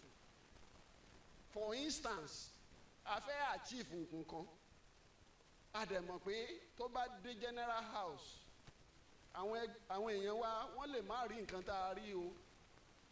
A lè ti pé àwọn kọ̀ọ̀kan ká ti fi tó wọn létí, a fẹ́ ṣe báyìí, a fẹ́ ṣe báyìí, a fẹ́ ṣe báyìí. Ìdí tá a fi fẹ́ ṣe rèé. Òfin sọ pé kí gbogbo ilé kan dìbò. Ṣé mo fẹ́ ẹ̀nàwọ́? Mi ò fẹ́ ẹ̀nàwọ́. Ẹ mọ̀ pé tán bá ti kà á, bó jẹ́ pé èèyàn kan péré ló kọjá sí ibi tó kọjá sí, àwọn ni wọ́n ní. Ibi tí meeting before meeting ti wúlò nìyẹn. Ibi tó ti wúlò nìyẹn. It is used in all organizations. You sell the ideas to some people because you know that you cannot make authoritative declaration. So you sell it to them, they see the reason. If it won't work, there should be people who will tell you that, no, this thing should not work, or it cannot work for now. You kill it. But if it is what is good, by the time you throw it, you say everything about it at the general house, and you say, ẹ̀yin wo lẹ fẹ́ ẹ̀nàwọ́? Ara àwọn tẹ́ ti bá ṣe meeting yẹn tí wọ́n bá wá náwó ń gbà yẹn pé wọ́n fẹ́, a jẹ́ ń pé ara àwọn agbẹ̀yìnbẹ̀bọ jẹ́ ẹ̀ tí ń rojú wọn díẹ̀díẹ̀. That is the way it is. Second question, how often should we review constitution? How often? Review of constitution is almost always. You have your bylaw that is approved for you by the state government. Good. But the rule says you have the right to make resolutions. So as you are making resolutions, you are already reviewing your constitution. Example, our shares is 5,000. Baba, share our 5,000. Next AGM as a resolution, kí share our kó di 10,000. Tẹ́ bá wá wò over a period, bóyá lẹ́yìn ọdún díẹ̀, ẹ rí i pé ìgbà tí a kọ́kọ́ bẹ̀rẹ̀ ẹgbẹ́ yìí 5,000 àbí 2,000 ní shares wa o, ìyẹn owó orí òjòrí tó pọn dandan.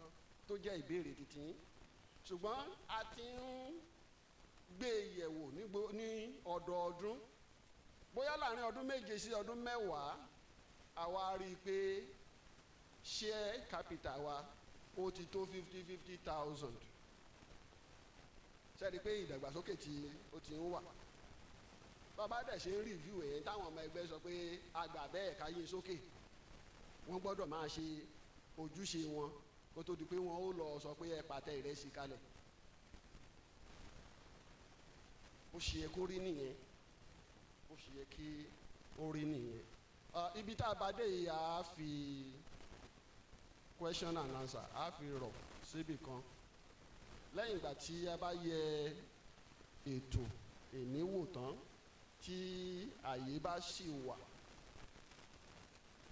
a tún gbé bíi mélòó kan yẹ̀ wò tí ò bá sí àyè a sọ lánàá pé ọlọ́run ó pèsè ilé tó jẹ́ pé a fi ṣe bíi hall tó jẹ́ pé ojoojúmọ́ nǹkan lè máa ṣẹlẹ̀ níbẹ̀ so there is going to be continuous education. This is what we call as capacity building. Our people are around for today's business, so I'm going to call on the host of this conference to bring the house to order. Thank you very much.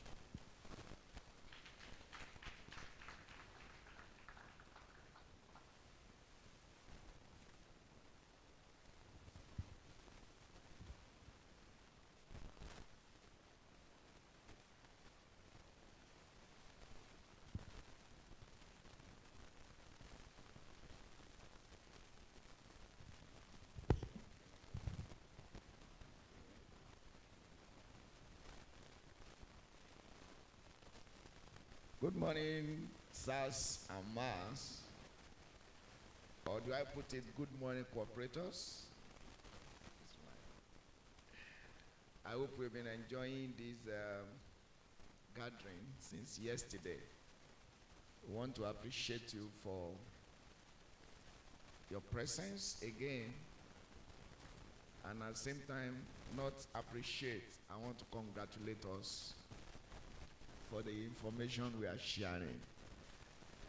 But most importantly, like I mentioned yesterday, appropriating this information is the best. If we have information and we didn't use it, I always relate it to a man going on a journey and he couldn't say when he will be coming back. So he gave his son that will be at home 10,000 naira cash and wrote a check of 50,000 naira with an instruction that if I delay in coming, something holds me on. When you finish this 10,000 naira, take this check to the bank, cash money, and I'm very sure before you finish the 50,000, I will come back. But the boy accepted, maybe without even having, without asking questions. I'm happy we are asking questions. And the father left, so he started spending 10,000, maybe even 500 naira per day or 2,000 per day. Eventually, the 10,000 got exhausted.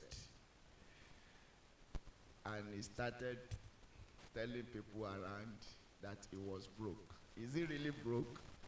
Don't let us be broke of information. If he takes that check to bank, it's relieving and making alive the information. God will help us. Like we discussed yesterday, we told us that we are going to have a session today and we're going to have question and answers, and we've started with question and answers. This day, the second day of October, Thursday, 2025, we were talking of a tripartite stakeholder approach, to sustain our industrial cooperative movement yesterday. So today, we want to talk about the role of media in organizing and driving a viral cooperative economy. I'm very sure, I am sure, even if not 100%, close to 80% of our cooperative society don't access and utilize media. Àkànṣe ní kẹjẹbú, a máa rí nǹkan tá à ń ṣe, òun ló máa ń fa gbogbo wàhálà yẹn. So today, the session on that will be discussed. It's my pleasure to invite Sheun Akinola to the pulpit. Let's appreciate him as he's coming to guide us through this session. Sheun Akinola, until guests here, please keep clapping, keep clapping. The more we clap, the more we are healthy. The more we clap, the more we live. 100 claps, 100 years. 5 claps, 5 years. 200 claps, 200 years. The more we clap, the more we have money in dollars. You're welcome. Thank you, sir.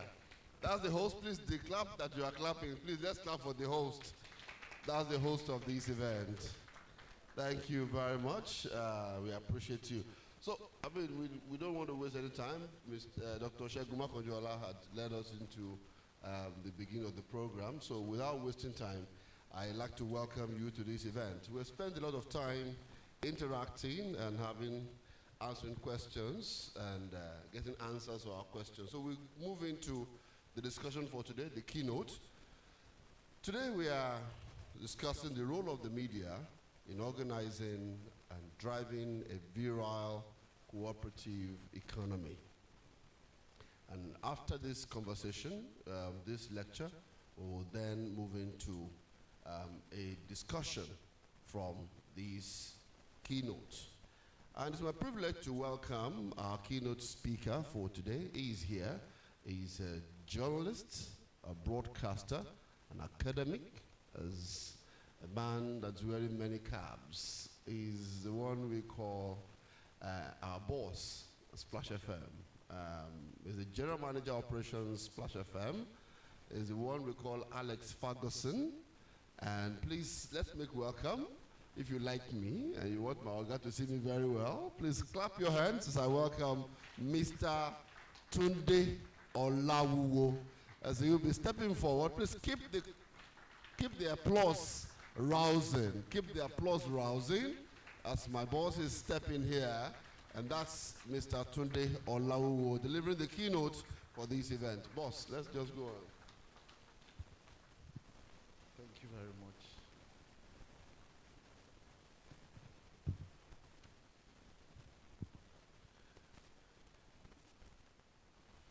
Good morning, everybody.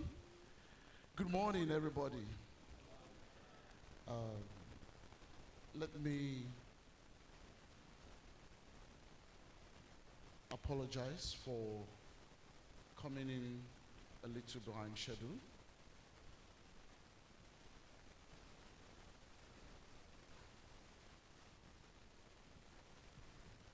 Hello, sirs. Please. Those of us behind this camera, please, let's move forward. We don't want this camera to pick empty seats. Please, let's do that quickly, 1 minute. Akewale, please, ask everybody around you there to move.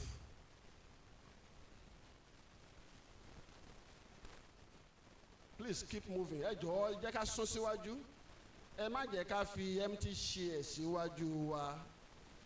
Ẹ má fi empty chair síwájú yín. Àyè wà ńbí, ẹ jọ̀ọ́, ẹ jẹ́ ká sún síwájú dáadáa, ẹ jẹ́ ká wá síwájú.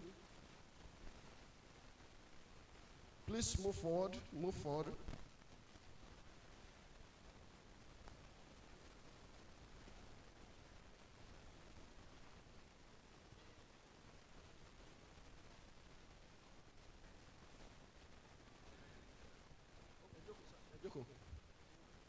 Ẹ jókòó ma.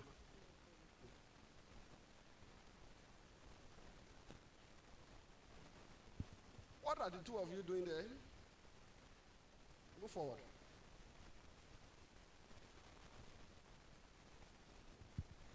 Thank you very much, sir. Once again, I'd like to say good morning to everybody here. I can see many people who I consider to be my fathers and mothers in this hall.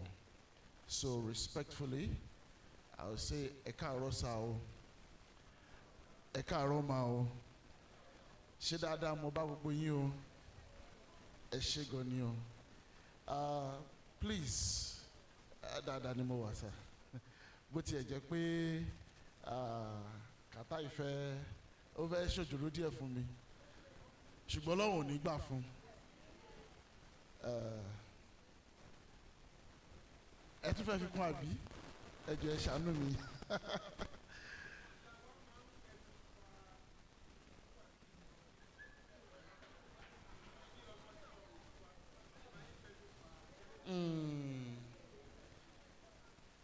Ó dà, ìmọ̀ràn yín dá. Èmi kọ́ mo sọ bẹ́ẹ̀ o, ṣùgbọ́n ìmọ̀ràn yín dá sà. Please, I will plead that you allow me to stand on the protocol that has already been established so that I can proceed this morning.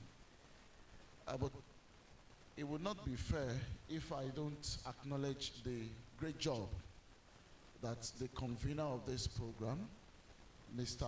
Ola Emmanuel, has done. I think it deserves a resounding round of applause. Thank you.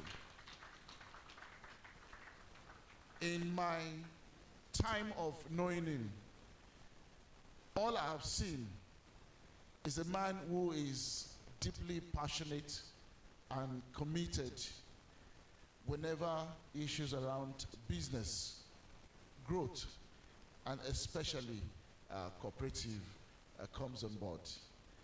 So it was a very easy decision for us to allow him to pilot the very first program that is dedicated to cooperative on radio, on Lagilu FM. Because not only is he eminently qualified, but he's also super passionate about that subject. And I followed keenly to see how the program has continued to impact lives. Mr. Ola Emmanuel, well done, sir. I pray that may your kind continue to multiply. I've been given the task to set in motion a discussion titled "The Role of the Media in Organizing and Driving a Virile Cooperative Economy." Please, allow me to say this. I am not an expert when it comes to cooperative as a concept. As Mr. Asheun Akinola, my colleague, has rightly introduced, I'm a journalist. But I also understand a thing or two about the role of media in building consensus. So it was somewhat easy for me to just contextualize my speech around the subject of cooperative. Ladies and gentlemen, distinguished, esteemed colleagues, fellow builders of enterprise and champions of cooperation. Please, let me begin with a story that speaks of struggle, sacrifice, and transformation. And I would like to start with a story.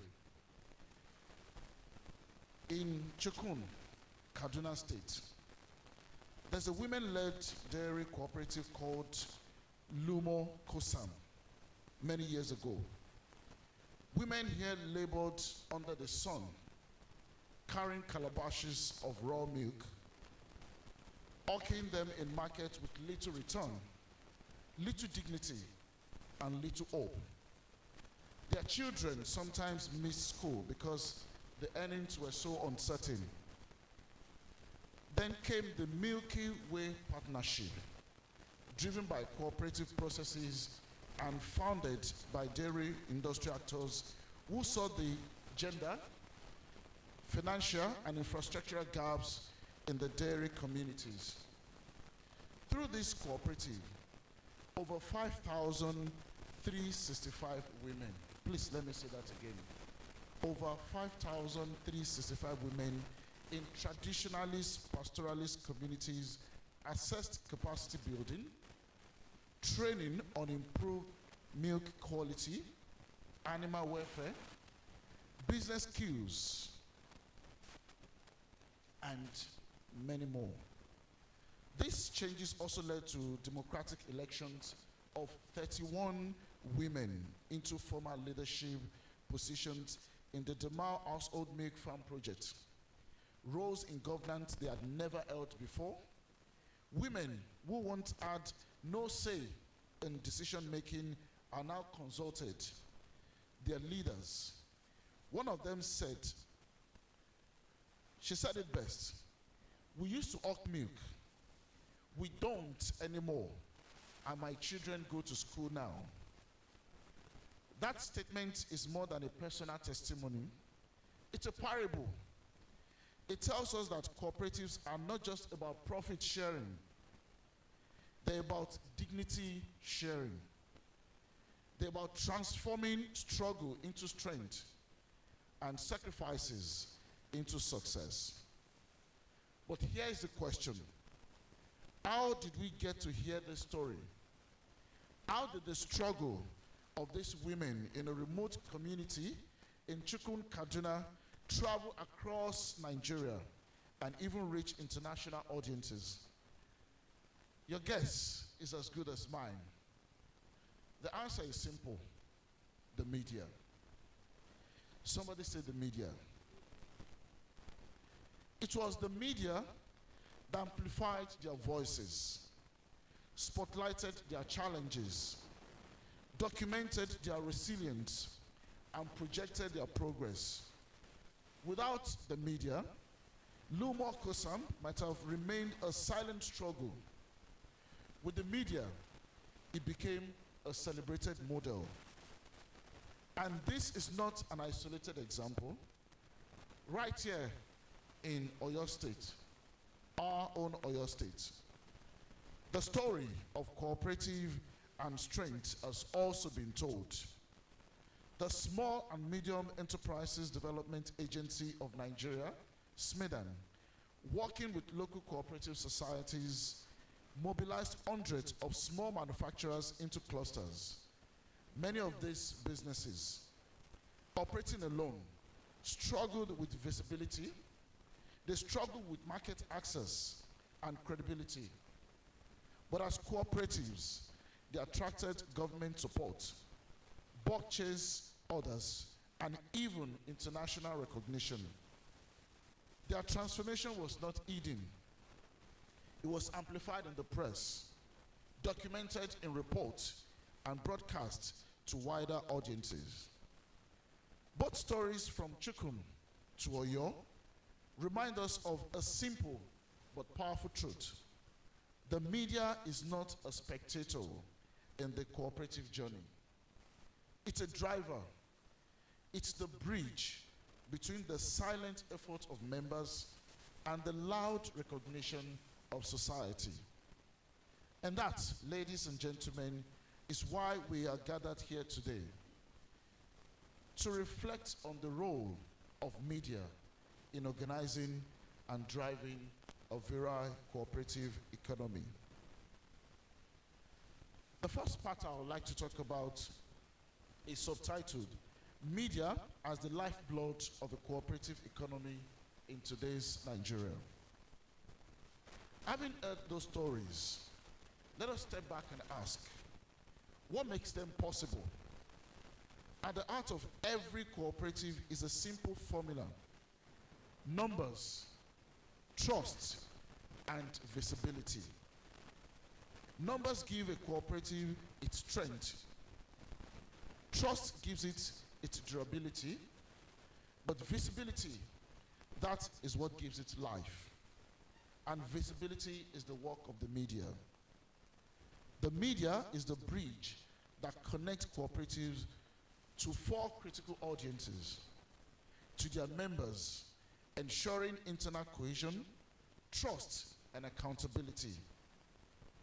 To market, where buyers, suppliers, and investors learn of their product.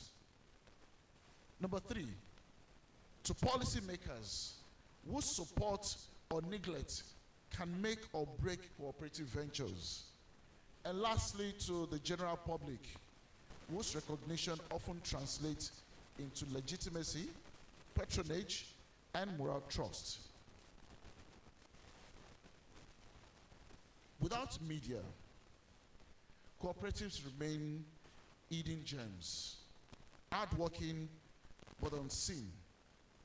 With media, they can shine as national drivers of growth. You know, sometimes when we talk about media, people think it's such a complex concept, but it is not. Picture a situation if I have any information and I decide to share it with my father here. At best, he will go home and discuss with his wife and maybe children. But imagine a situation, a platform, whereby with one click or statement, hundreds of thousands of people can get to know about it. If I may ask, is there anybody in this room, and by that I'm not referring to the broadcasters, who have an idea of what radio listenership in Oyo State is? Ṣáàtì ẹ̀ ní ẹnikẹ́ni tó lè sọ iye èèyàn tó ń gbọ́ rédíò ní Oyo State lójúmọ́? Ẹ fẹ́ gbìyànjú ẹ wò.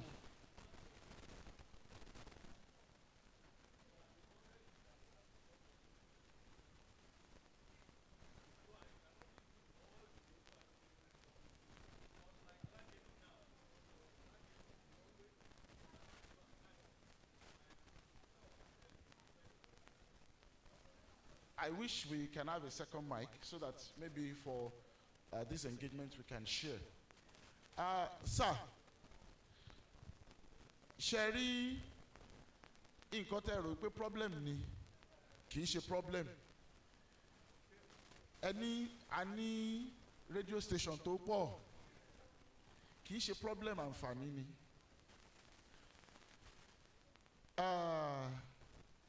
Sherry, kò sí nǹkan tó dàbí wípé kéèyàn ní àǹfààní láti lè yàn. Mo fẹ́ eléyìí, mi ò fẹ́ eléyìí. Nǹkan tí wíwà nílẹ̀ ọ̀pọ̀lọpọ̀ radio station tó àfọ́dì àwọn tó ń gbọ́ rédíò nìyẹn. Tó bá jẹ́ pé ìkan ṣoṣo ló wà, ṣé mọ̀ pé kò bá jẹ́ pọ́n ń gbọ́ lórí rédíò ni, kò bá jẹ́ pọ́n ń kọrin ni, ẹyọ̀kan ẹ̀ ṣoṣo náà ni gbogbo àmàmà gbọ́. Ṣùgbọ́n ní ìsìn tó jẹ́ pé rédíò tó wà l'Ọ́yọ́ State ń lọ bí 100, ó ti fi àwa gan tá à ń ṣiṣẹ́ rédíò sí orí ẹsẹ̀ wa láti rí i pé a gbọ́dọ̀ fún àwọn èèyàn ní quality. Nítorí ẹni tó bá ń ṣe táwọn èèyàn fẹ́, kí ni wọ́n á ṣe? Wọ́n á bọ́ síbòmí. Láti dáhùn ìbéèrè tí mo béèrè lẹ́ẹ̀kan, averagely èèyàn bíi between 4.5 and 4.8 million èèyàn ló ń gbọ́ rédíò lójúmọ́ ní Ìbàdàn nìkan ṣoṣo l'Ọ́yọ́ State lójúmọ́. Mi ò ka àwọn tó ń gbọ́ online mọ́ o, ṣùgbọ́n àwọn tí wọ́n ń tan rédíò bóyá nínú mọ́tò wọn àbí níbi tó ti ń tajà àbí nínú ilé àbí lórí fóònù tó rọ́pọ̀lọpọ̀ lórí fóònù náà tiẹ̀ ti ń gbọ́ rédíò. Rédíò dẹ̀ ni avenue tó powerful jù in a state like Oyo State because it's local and it's easily movable, even though we have other platforms like television, newspapers, magazines, outdoor, billboards, and all of that. Ẹ wá wo àǹfààní tí rédíò àbí television tó ń fún wa. Tá bá lè máa sọ̀rọ̀ nípa cooperative alájẹsẹ́kù ni àbí? Torí mi fẹ́ ṣì sọ. Ó mì wípé nígbàkigbà tá a bá bọ́ sórí rédíò tá à ń sọ̀rọ̀ nípa ọ̀rọ̀ alájẹsẹ́kù, ó kéré tán èèyàn bíi 400 to 500,000 lè ní àǹfààní sí láti máa bá sọ̀rọ̀ lẹ́ẹ̀kan náà. Ṣé ti rí ipa tí mídíà tó ń kó? Gbogbo àwa táwa nínú ibí yìí èèyàn ńláńlá ni wá, ṣùgbọ́n tá a bá ní ká máa kà ní orí òjòrí mi rò pa tó 150. Ṣùgbọ́n nǹkan tá à ń ṣe níbí tá a bá lọ rìpọ́tì ẹ̀ lórí rédíò ó ṣeé ṣe kéèyàn bíi 1.5 million kó gbọ́ lẹ́ẹ̀kan náà. Nǹkan tí mò ń sọ nìyẹn. Now let us bring this home. What does the media landscape in Nigeria look like today? Nigeria is blessed with a diverse and vibrant media ecosystem.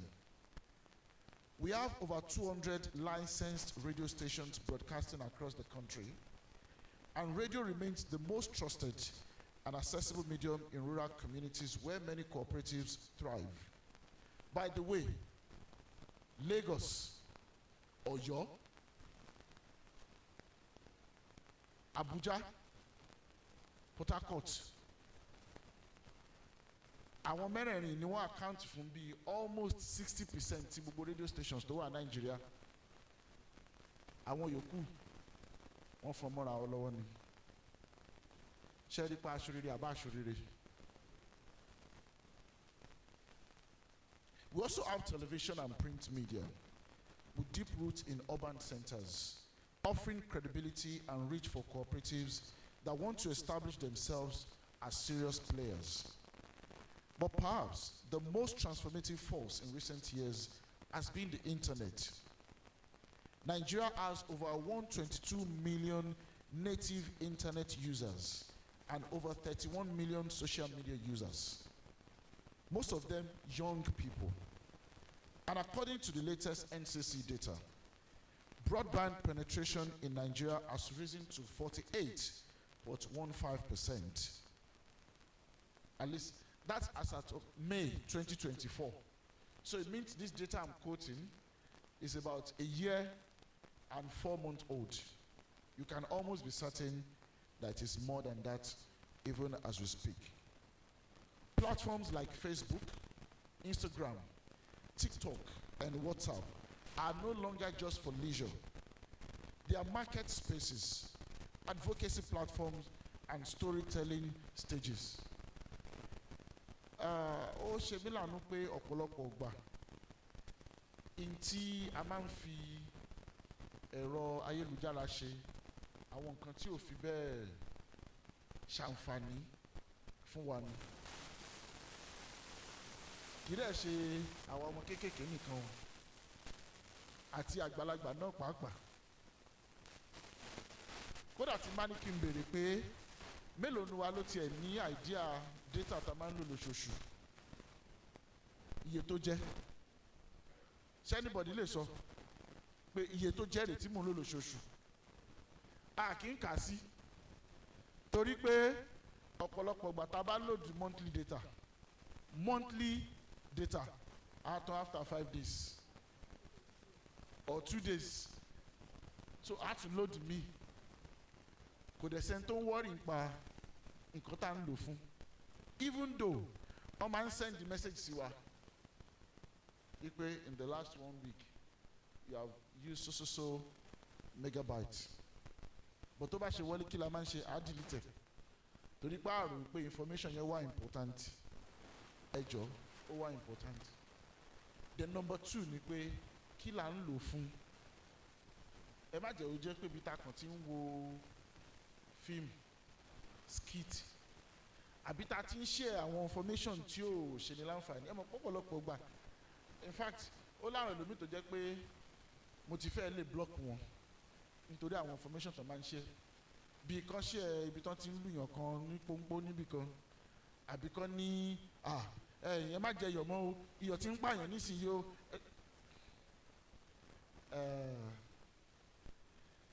in tí mò ń fi àsìkò yìí sọ fún wa ni pé a lè lo gbogbo àwọn àǹfààní tí ẹ̀rọ ayélujára fún wa láti drive nǹkan tá à ń ṣe especially cooperative.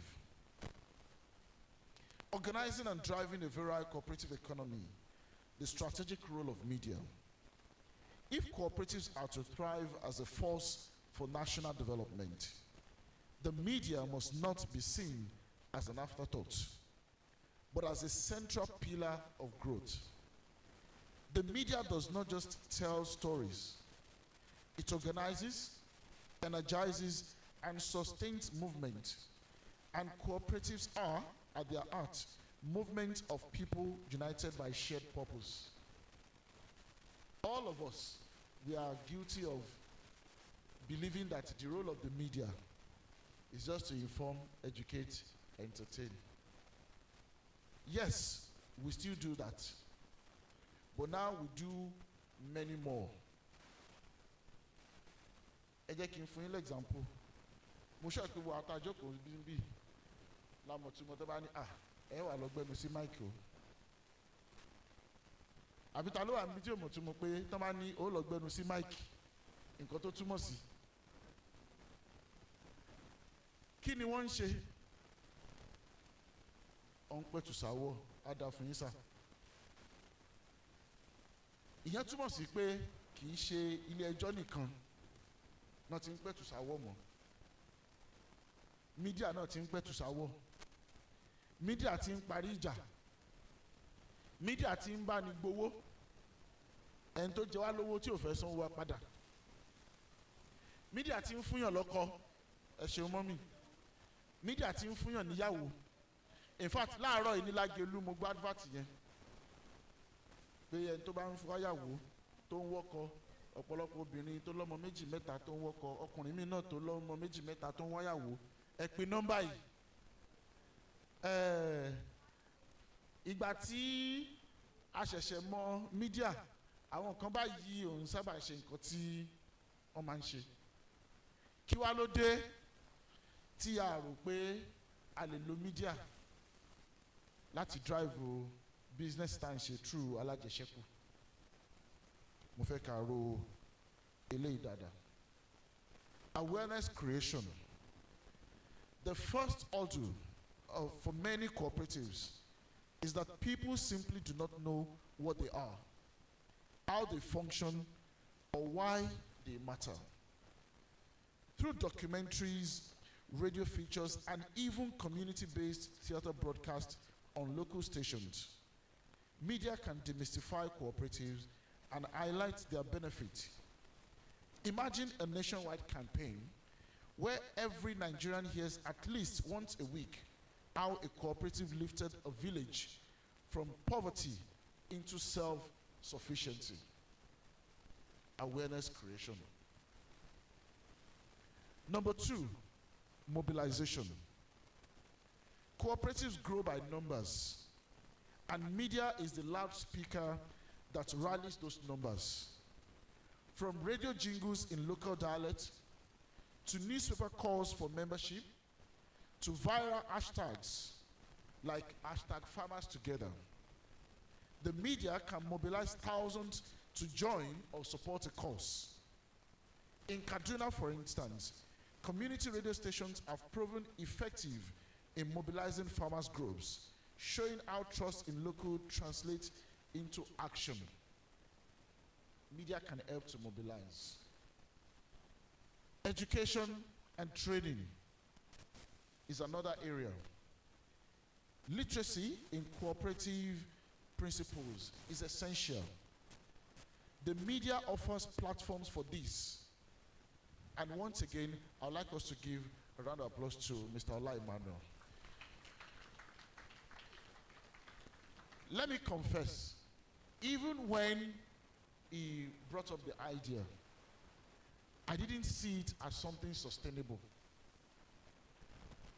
I bought into it out of personal respect, but I did not know how it was going to work. It started as a 30-minute program. But in no time, we realized that, look, this concept has become bigger than 30 minutes. Education and training. It's really important. By investing in consistent educational programming, the media ensures that cooperatives are not only formed, but are also managed wisely.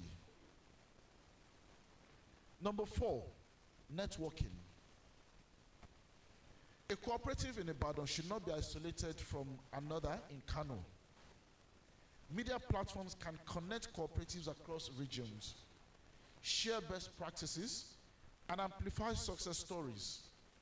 WhatsApp groups, Facebook communities, and dedicated online portals can make a official cooperative in Bayelsa learn directly from a cocoa cooperative in Ondo.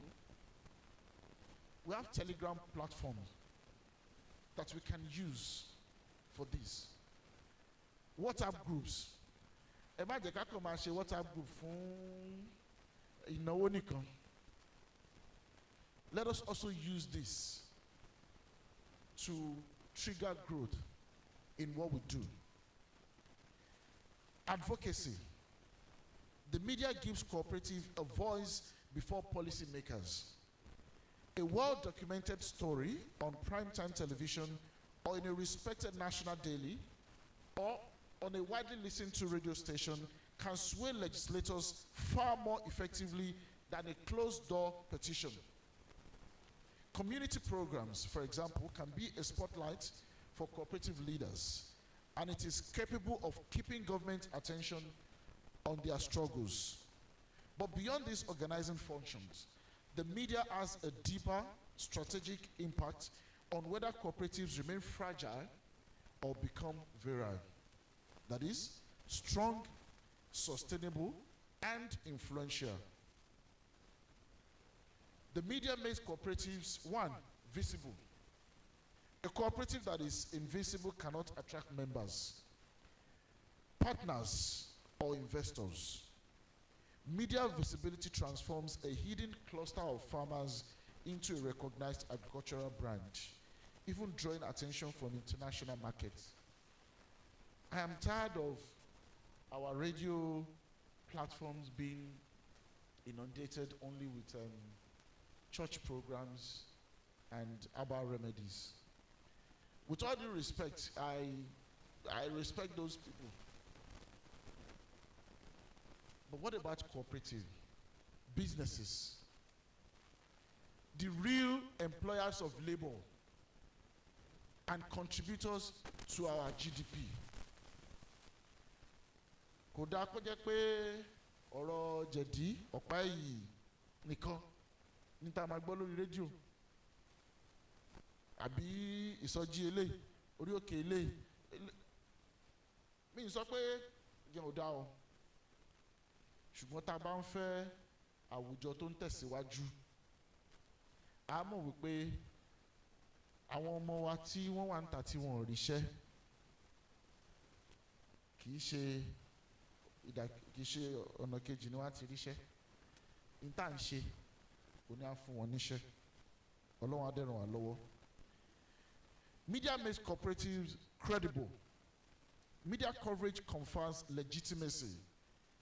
A cooperative featured in a respected newspaper or radio station is immediately seen as trustworthy, making it easier to access funding and partnership. I'm sure we are all familiar with ibi báyìí ni mo ti gbọ́, ibi báyìí ni mo ti gbọ́. ibi báyìí ni mo ti gbọ́. When the media helps to amplify something, people trust because they know that the media, especially credible media, will not just put something up without at least doing some background check and simple verification.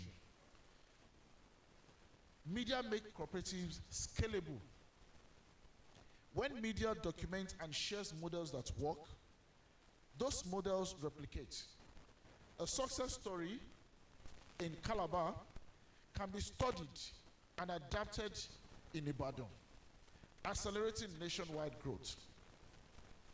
Media also make cooperatives profitable.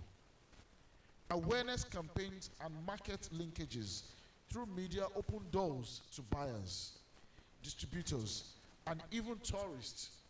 For agriculture and artisanal cooperatives especially, this can directly translate to increased incomes. In short, media is not just a messenger, it's a multiplier of cooperative strength. Cooperatives are built on the power of numbers, but numbers alone are not enough. It is when those numbers are made visible, credible, and connected through media that they truly become transformative. This is the challenge and opportunity before us to marshal the power of numbers by harnessing the power of media. What are the simple practical pathways, ladies and gentlemen? Theory is good, but practical is better. So the question before us now is, how do we move from ideas to impact? First, government at all levels must sponsor media campaigns dedicated to cooperatives, just as we run campaigns for health, for elections. Even when INEC has not given the go-ahead, people are already campaigning. We must also run campaigns that explain what cooperatives are, their benefits, and how to join them. A farmer in Ogbomoso or a tailor in Ibadan should hear on the radio that joining a cooperative can change their business and their life. Second, our media houses must dedicate space and airtime to cooperative stories. This also applies to us. Imagine if every radio station carried one cooperative success story every week. Imagine if every radio station hosted a monthly cooperative spotlight. The ripple effect would be enormous. So rather than focusing on how a 4-year-old child was defiled, or how one man is carrying somebody's head in his bag, maybe that is what interests us. I should ask us, mélòó nu wa ló jẹ́ pé inú ká máa sọ àwọn ìròyìn wọ́n gé orí èèyàn bí yìí o, wọ́n bá pa ọmọ kan lápẹ́ lọ́wọ́ èèyàn kan o, àbí ká máa sọ story, success story cooperative, èwo la fẹ́ nu méjèèjì? Ṣó dá yín lójú? Ṣó dá yín lójú?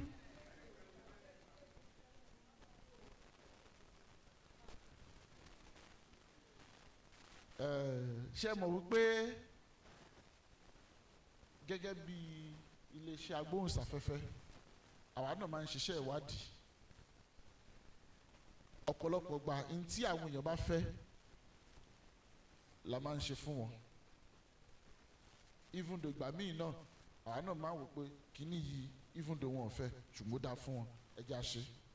Ṣùgbọ́n ọ̀pọ̀lọpọ̀ gbà ní tí wọ́n fẹ́ òun la máa ń ṣe. Ṣùgbọ́n mo fẹ́ ẹ jẹ́ káwa náà fẹ́ nǹkan tó dáa so that àwa náà lè máa gbé nǹkan tó dáa wá, torí tá a bá ń ṣe tá a bá rí pé ó dàbí pé àwọn èèyàn máa gbọ́ kíní yìí o, ṣe mọ̀ pé ó ṣeé ṣe ká má fẹ́ tẹ̀síwájú.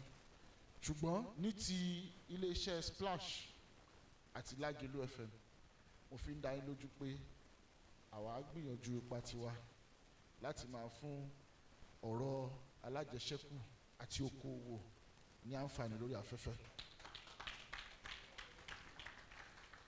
Thank you. Thirdly, cooperatives themselves must invest in media partnerships. Too often, cooperatives hide in the shadows, relying only on internal word of mouth, I beg your pardon. But the cooperative that does not tell its story is like a light hidden under a bushel. We must encourage cooperatives to budget for visibility. Fourth, we must embrace digital storytelling. Today, with just a phone camera, short videos can travel the world.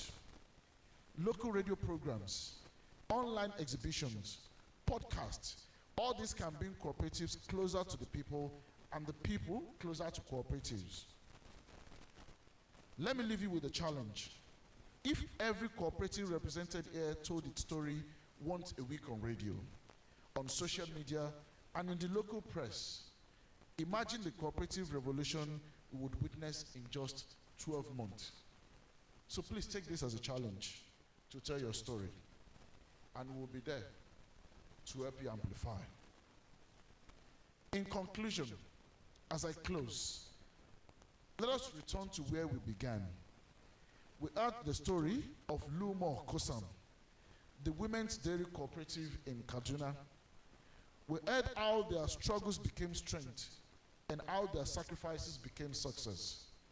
What made their story resonate beyond their village was not only their hard work, it was the media that gave them a voice. That cooperative is living proof that with visibility, resilience turns into recognition, and recognition into result. Their story is not just theirs. It's a parable for all of us. So my call to action today is simple. To our media professional, tell more cooperative stories. Shine your light on the unseen heroes of our communities. To our cooperative leaders, embrace the media. Don't hide. Your story could inspire the next generation of entrepreneurs. To our government and development partners, invest in media cooperative partnerships. Support programs that amplify the voices of cooperatives. Because at the end of the day, the cooperative movement is about people. People. People. And the media is about voice. When people find their voice, economies thrive. Thank you very much for your time. I appreciate it.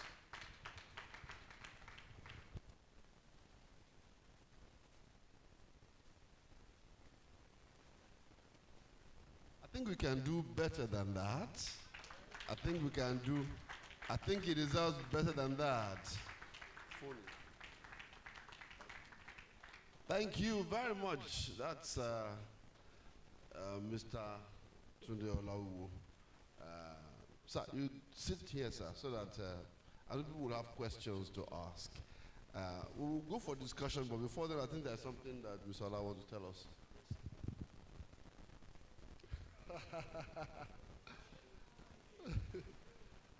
Eshegon, thank you very much. Ẹ̀yin tí àwa tí a wà níbí ní tí a jẹ́ àwọn adarí ẹgbẹ́ aláfọwọ́sowọ́pọ̀. Ǹjẹ́ inú wa dùn sí ètò ẹgbẹ́ aláfọwọ́sowọ́pọ̀ tá à ń gbọ́ lórí rédíò Lágelú FM? Ǹjẹ́ a rí inú wa tí inú wa dùn sí? Ẹ bá wa nawọ́ sókè. Ẹ jọ̀ọ́, màá fẹ́ kí ẹ ṣe nǹkan kan fún wa. Àti gbọ́ ọ̀rọ̀ lẹ́nu wọn, ṣùgbọ́n wọ́n ní ó kù ní ìbọn ró. Ṣùgbọ́n kí ìbọn tó kó tó dún, ó kù. Ẹ jẹ́ kí èmi bá gbà níyànjú ká dìde dúró, ká fi ẹ̀mí ìmoore hàn, ká dúpẹ́ lọ́wọ́ wọn. Àwọn tí ẹ̀ ń wò yìí, àwọn ọ̀gá yìí, ọ̀gá kan náà jókòó sẹ́yìn bẹ́ẹ̀ yẹn. Tí a bá fi rédíò Lágelú àti Splash FM dábírà ní orí nǹkan tí a gbé kalẹ̀ yìí, ọwọ́ wọn ló wà. ọwọ́ wọn ló wà. Inú mi dẹ̀ dùn pé nígbà tẹ́ rí wọn lánàá ẹ rí wọn nínú yúnífọ̀mù yìí nígbà tí ẹ bá mi rí ọ̀gá mi náà sìn ó dàbí ẹni pé which means pé iṣẹ́ wa ó ti ṣe kí ni ó ti ṣe díẹ̀ àti ṣùgbọ́n ẹ bá mi dìde dúró láti dúpẹ́ lọ́wọ́ wọn.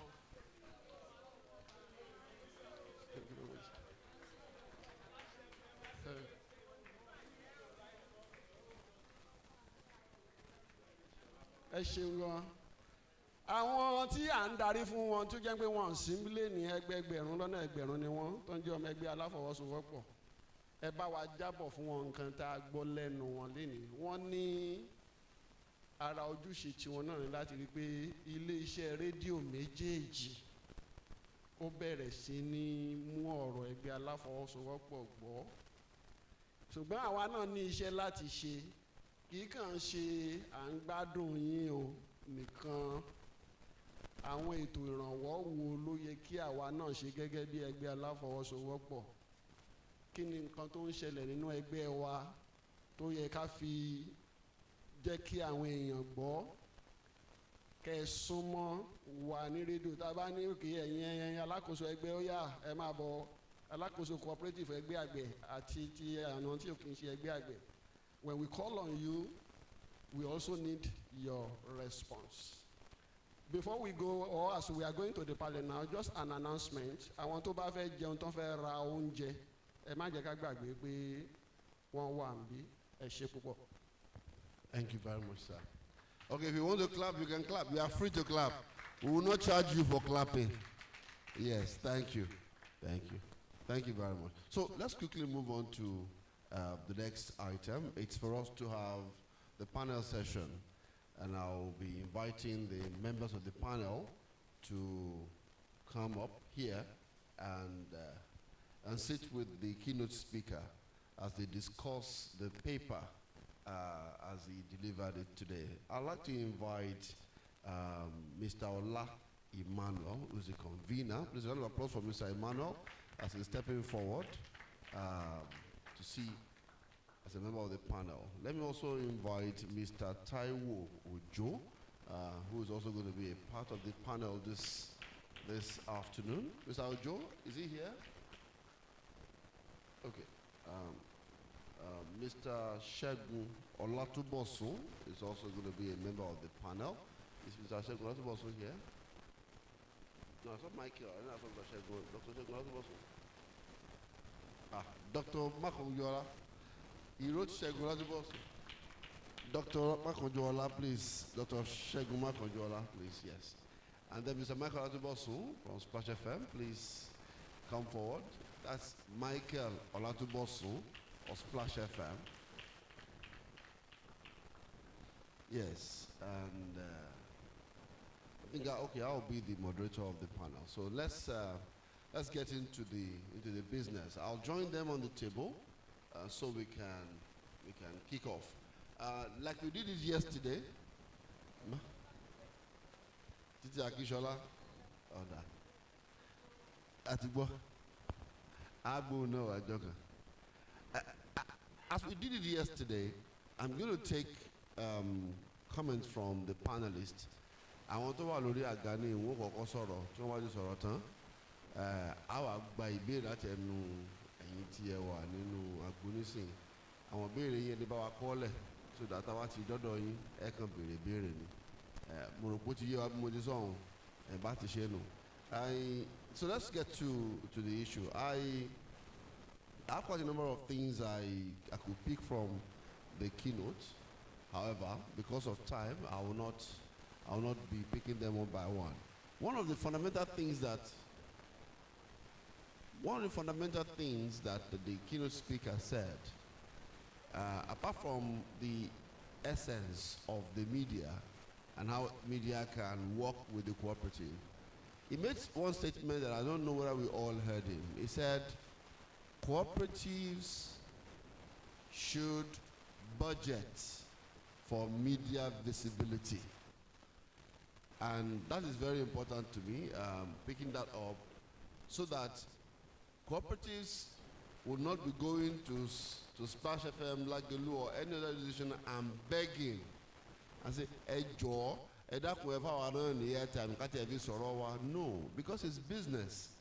It's actually business. But there are ways you can go about it, and that's what they are going to do in analyzing that.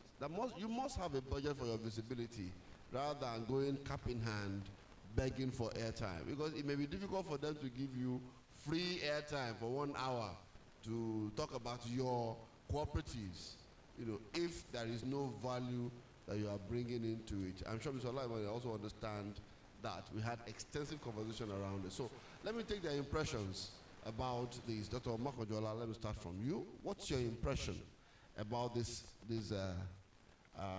keynote as it concerns visibility of cooperative and how media can help? Thank you so much, Mr. Moderator. And like I said yesterday, I'm just going to expand on it. When we look at marketing, marketing has a lot of harms. And part of the harms are the publicity we're talking about, the advertisement we're going to run, the awareness they want to create. If you produce your goods, no matter how beautiful or how good quality they are, if people don't hear about it, look at the chicken, I don't want to call it story, the explanation on the Chicken Cooperative Society. If they just keep quiet as you people are keeping quiet now, people that have not embraced the importance of media, if they just kept quiet, they will just be doing small, to a level that they will get to, it will become normal to them to be small. So the media will definitely expand. Look at the statistics given by Tunde Olawo. He said minimum 4.3 or 4.5? 4.5 people listen. So if you don't blow your trumpet, nobody can blow for you. And blowing the trumpet does not come for free, because there is no free lunch, even in Freetown. So every cooperative must slate, like I always advise farmers, there must be marketing budget. Let me tell you my idea in the last 20-25 years on why people should promote their products. Why do you buy MTN cards, SIMs? Why do you buy? Primary reason I know people buy is because they hear about it as often and often and often. I did a research 2006 in my industry. There was an outbreak. So I was to go and deliver a paper in Ilorin, and the concept that just came to my mind as of 2006 was the concept of advertising and marketing. And so I was taking off from Ogere. I was going to Ilorin. I decided I want to see the number of birds, no matter how small, any advertising slogan of the glow. I want the how do we put them together? Now, between Ogere and Ilorin, I got close to 1,500 something showing MTN, Airtel, and I didn't see anything on HEC. I didn't see any either billboard or any leaflet or any flyer pasted between Ogere to Ilorin. That time was about 260 kilometers. So when I got there, and I met an elderly person that was supposed to deliver paper together, and I challenged them because we met them in the industry. That man that day promised 4 billboards. That's for advertisement.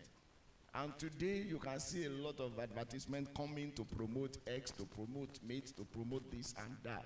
So if our cooperative will grow, there is no way we will leave media out of it. And to involve media, there must be a budget. Okay, now I now told them on every crate of egg, just allocate 20 naira. If I'm producing 100 crates of eggs, 20 times 100 is what is the runoff. We call it runoff. So from the societies, we can easily give, it may be 10 naira per head per month. And by the time we put it together, it becomes lump sum.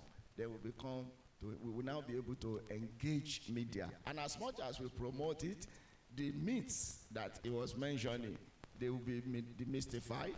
Most of the things they say against our cooperative that people don't know, people sit far long and begin to comment on what they don't know anything about. Media will correct all that, and cooperative will become healthy. Thank you. Thank you very much. Thank you so much. Another applause for him, emphasizing that. And I'll come to Mr. Oluyole. So, what have you seen, the power of media? I'm sure that you had an idea. You pushed the idea. You have experimented with the media. You have seen what the media can do. So, from your experience, what is media able to do in terms of visibility for cooperatives? Thank you very much, sir.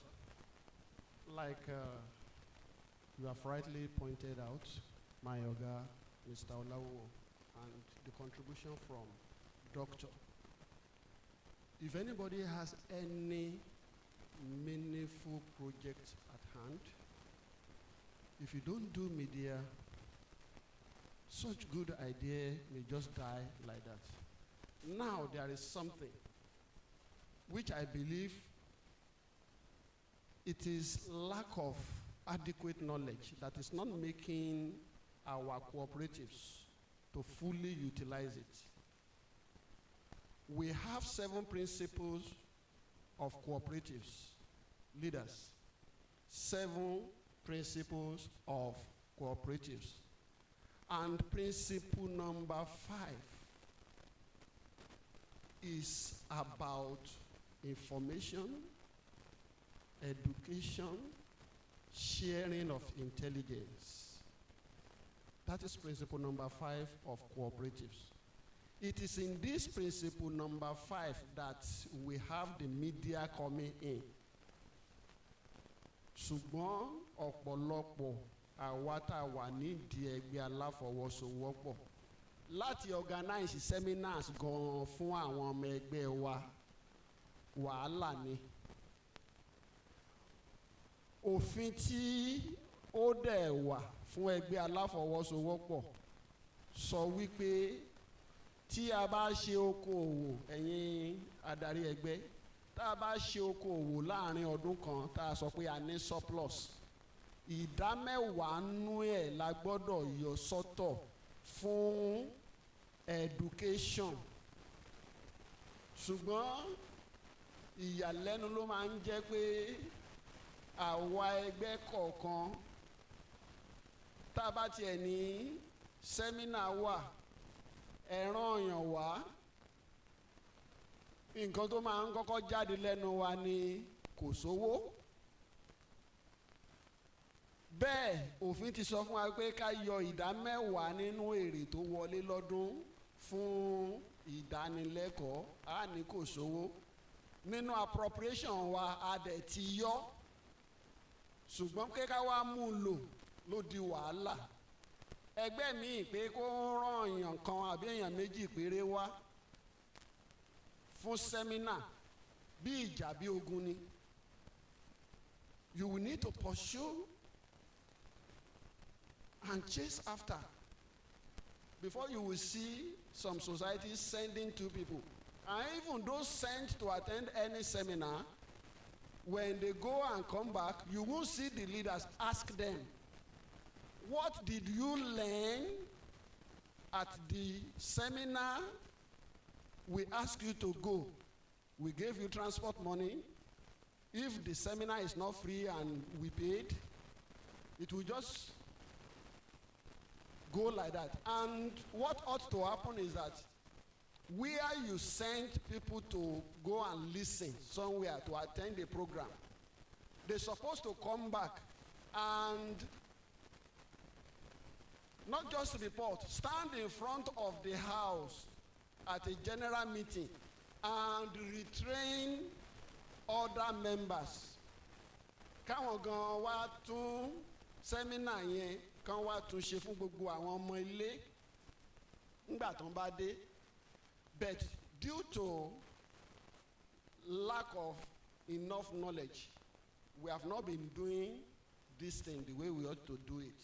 So I would say that, okay, yes, we need to have a change of attitude in our approach.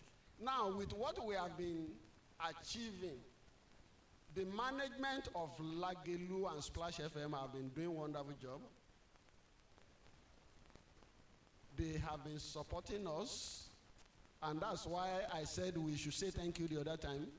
And we must not keep quiet in saying thank you. Wọ́n ní ẹni tó bá tá a bá sọ̀rọ̀ fún tó bá dúpẹ́ lẹ́ni kó lè rí mi ìgbà ni òré sì wà tá a fẹ́ gbà. So mo fẹ́ kẹ́ ẹ bá wa dúpẹ́ lọ́wọ́ wọn again so that wọ́n á lè sọ pé ọjọ́ báyìí à á bẹ̀rẹ̀ ní Splash FM àbẹ́ ẹ̀fẹ́ bẹ́ẹ̀ ó yá ẹ bá mi dúpẹ́ lọ́wọ́ wọn o.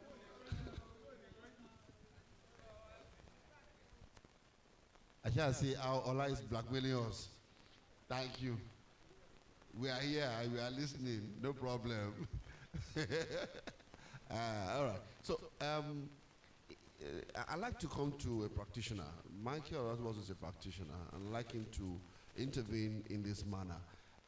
How can cooperatives, access the media?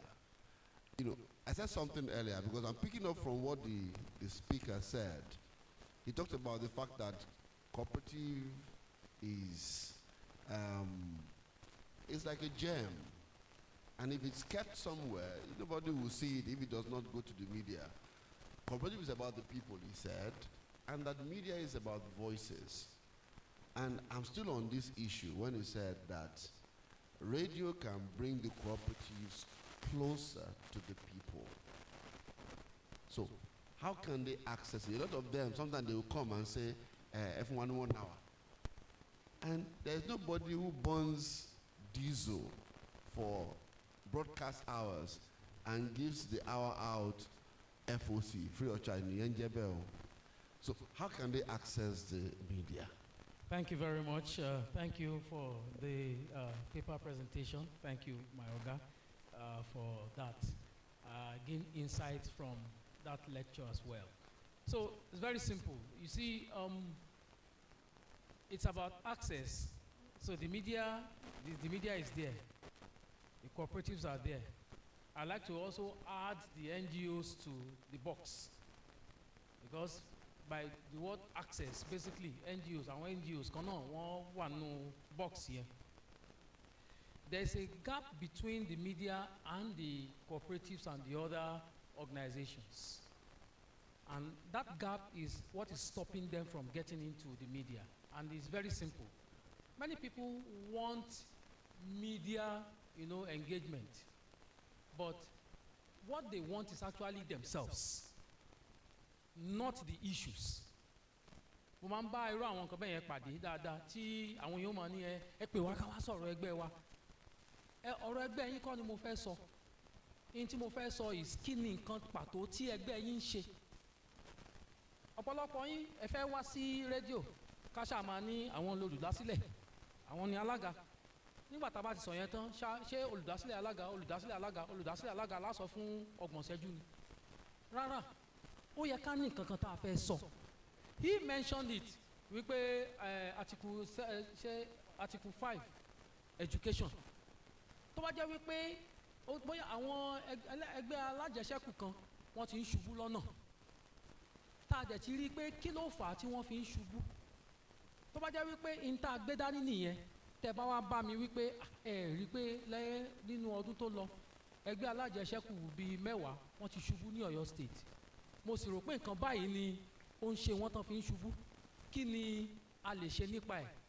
Màá ní ẹ wá sí orí rédíò.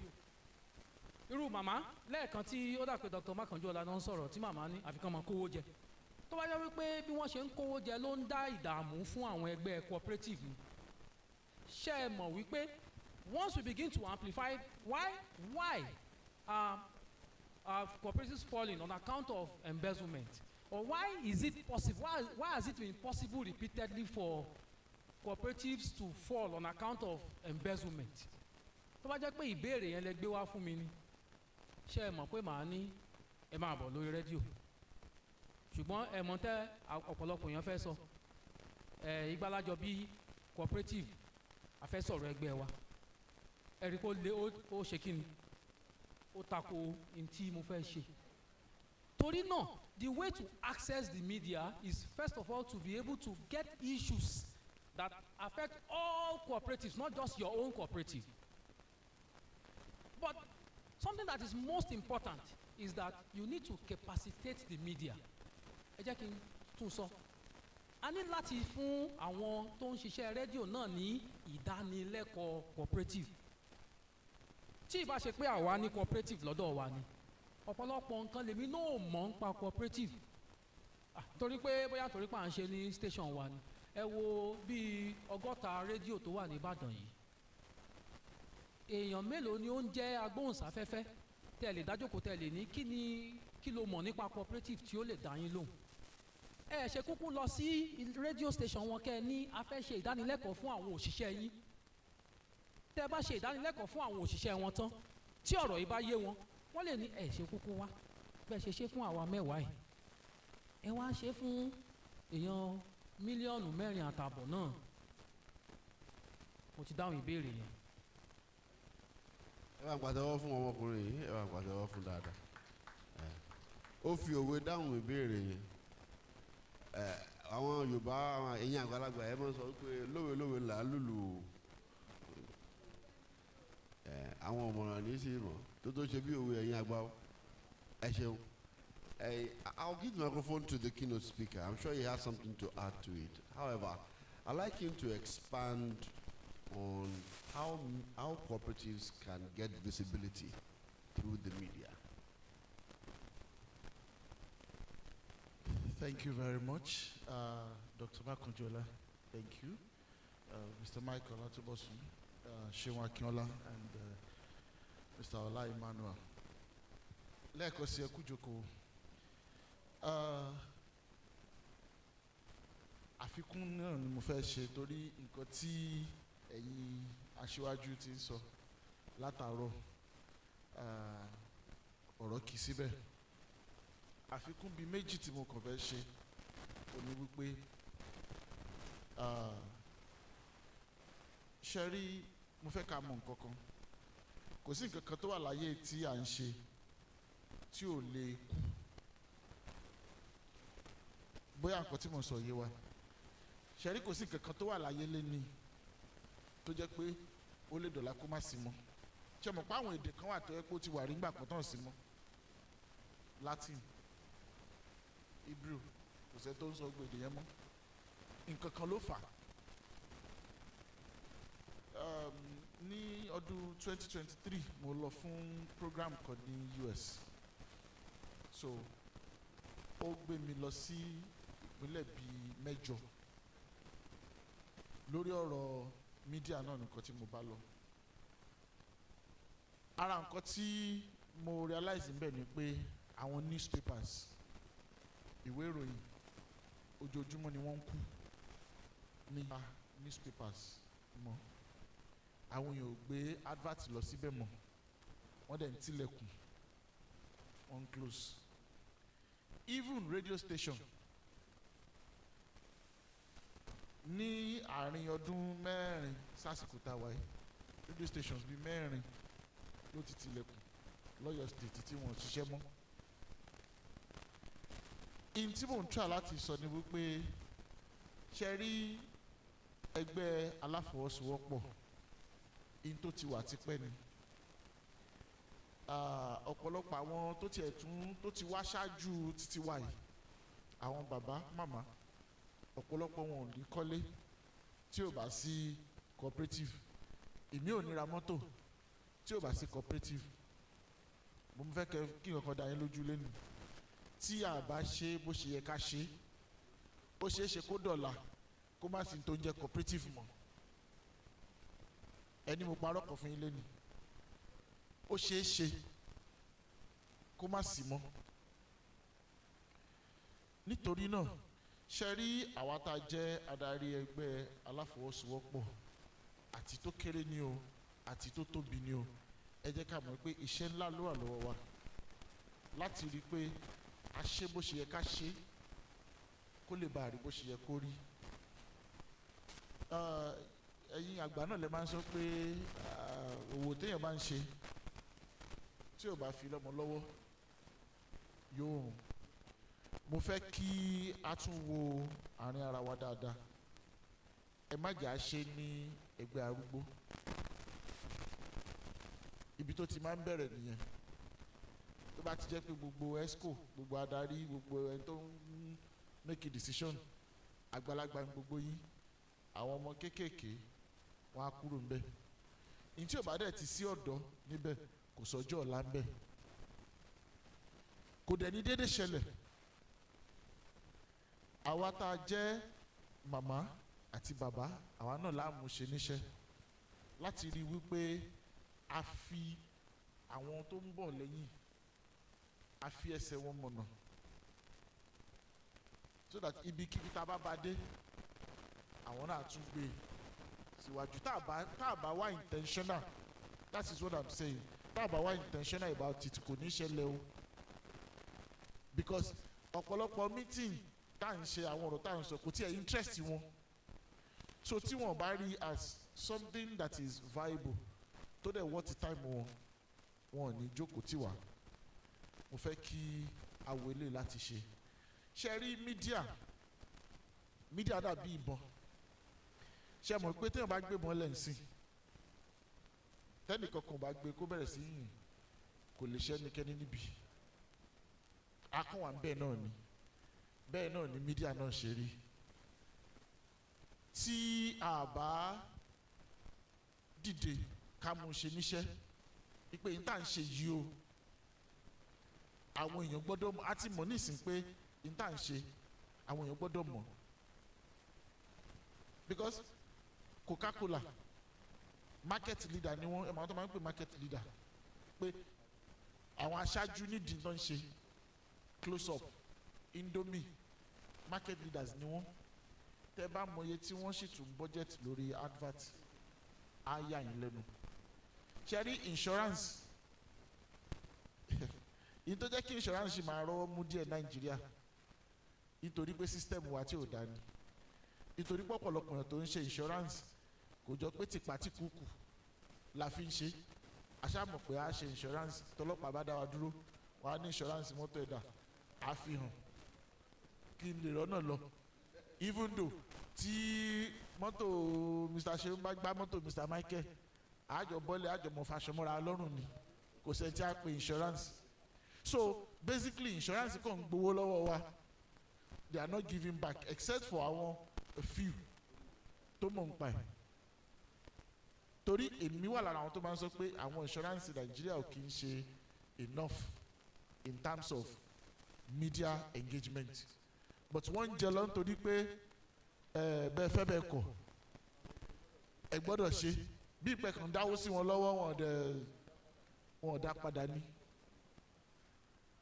But ẹ má jẹ́ kí tiwa kó rí bẹ́ẹ̀. Àwọn olóṣèlú wọ́n mọ̀ tún mẹ́ wọn kì í fi ń ṣeré. Àwọn níjọ wọ́n mọ̀ tún mẹ́ wọn kì í fi ń ṣeré. In fact tó bá ṣe fún ọ̀pọ̀lọpọ̀ wọn àwọn tá a jọjọ́ kò ń bí mọ́ wọ́n fẹ́ ra the same time ní gbogbo radio stations tó wà, tó fi jẹ́ pé tẹ bá tan rédíò láago 5 àárọ̀ ọ̀hún lẹ́ máa gbọ́. Kì í ṣọ̀fẹ́ ni wọ́n ń ṣe, kò dẹ́ ń ṣe pé ó wù wọ́n láti kàn máa dáwó wọn sí ọ̀dọ̀ rédíò, but wọ́n mọ tí wọ́n rí ń bẹ̀.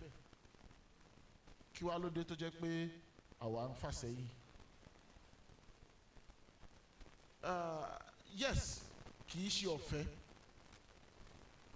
nítorí private station la wá, private station ni wá, à ń ṣe government. A dẹ̀ mọ̀ pé kì í ṣe pé bóyá à ń gbowó lọ́wọ́ ìjọba láti run, ká tiẹ̀ dúpẹ́ lọ́wọ́ ẹni tí Ọlọ́run fi ṣe agbátẹrù station tiwa, His Royal Majesty Ọba Murtala Adébáyọ̀ Àkàndé ẹ̀karùn Olúbàdàn l'Íbàdàn. Nítorí kì í ṣe nǹkan tó rọrùn láti máa ṣe 24 hours ẹ̀yin náà mọ̀ nǹkan tọ́rọ̀ náà sọ nílùú yìí diesel ni lọ́pọ̀lọpọ̀ gbà ṣùgbọ́n kì í ṣe pé gbogbo ẹ̀ náà tí má sọ pé kì í ṣọ̀fẹ́ kì í ṣe pé gbogbo ẹ̀ náà lówó ọ̀pọ̀lọpọ̀ gbà ntí a mọ̀ òun ló máa ń bà wá lẹ́rù ẹlòmíràn ni ǹjọ́ kan mo wà ní newspaper stand kan à ń sọ̀rọ̀ yẹ kó wá ní gọ́vnà yìí ó ti jí tó 5 trillion mo ní 5 trillion èló gan ni gbogbo owó tó ń wọ state tí gọ́vnà tí ó fi jí 5 trillion bọ̀ṣẹ́ rí ọ̀pọ̀lọpọ̀ gbà nǹkan tá a mọ̀ ó máa ń bá a lẹ́rù ẹlòmíì àkọjá wájú ilé kan ilé yóò tó 1 billion nítorí pé kò lówó yẹn lọ́wọ́ ni tó bá ní ẹni tó ní lọ́wọ́ mọ̀ pé ó lè má tó bẹ́ẹ̀ yẹn so ẹ jẹ́ kí a súnmọ́ mídíà ẹ jẹ́ ká súnmọ́ mídíà kí mídíà náà lè súnmọ́ wa so that interfere achieve ọlọ́run á jẹ́ ojúṣe ẹ ṣé o. Thank you very much. Ọ̀dà ibi tí a ti fi ìdí ike gúnnu káwá wá sọ́dọ̀ yín káwá bá gbá ìbéèrè tẹ́ bá fẹ́ béèrè lọ́wọ́ wọn èmi ò béèrè béèrè lọ́wọ́ wọn mọ́ ìbéèrè tọ̀dọ̀ yín lókù tí mo fẹ́ ká mójútó. Mídíà la sọ̀rọ̀ lórí lónìí lórí mídíà ni mo sọ lánàá mo tún máa tún sọ lónìí èyí tí wọ́n ń pè ní ìbéèrè ni báwo la ṣe lè ṣe nǹkan báyìí what when where why how who mo sì sọ wípé ìṣẹ́jú kan ní Splash FM 12,100 naira ni ń gbà lọ́wọ́ ẹni tó bá lójú ìṣẹ́jú kan lọ o ń gbà lọ́wọ́ yìí torí pé ẹni tó bá ṣe ìṣẹ́jú kan lọ lórí ìbéèrè rẹ̀ ń gbowó o àwọn olùfẹ́ béèrè báyìí ẹ jẹ́ ìtọ́lọ́ tí yín bẹ̀rẹ̀ ìbéèrè ni ẹ mọ́ ṣàlàyé o ẹ mọ́ kí wọn gan.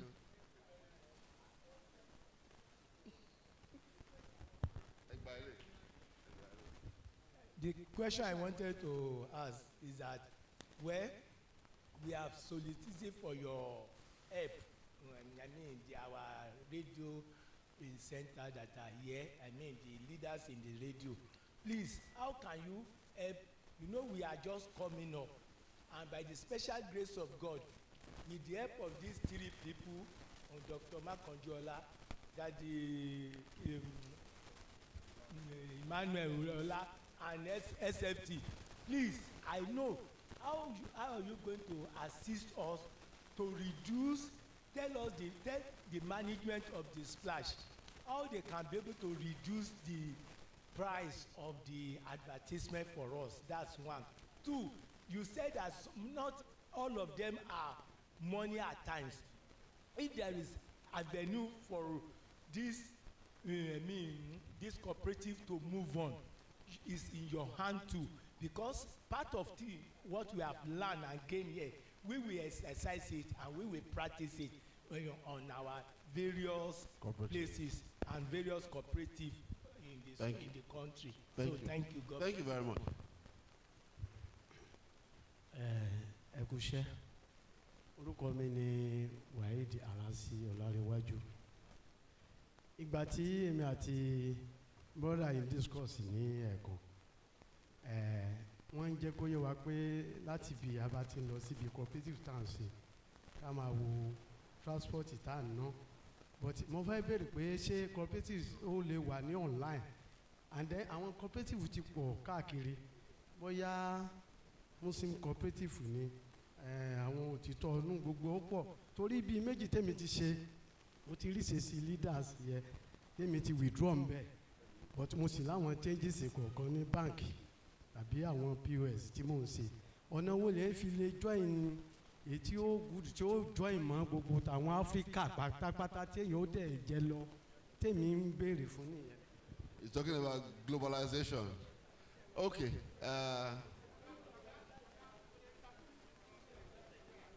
Sorry. He was asking how they can globalize cooperative. How is it possible to have your meetings online? Is it possible to coordinate cooperatives online? and make it global. You can flow now.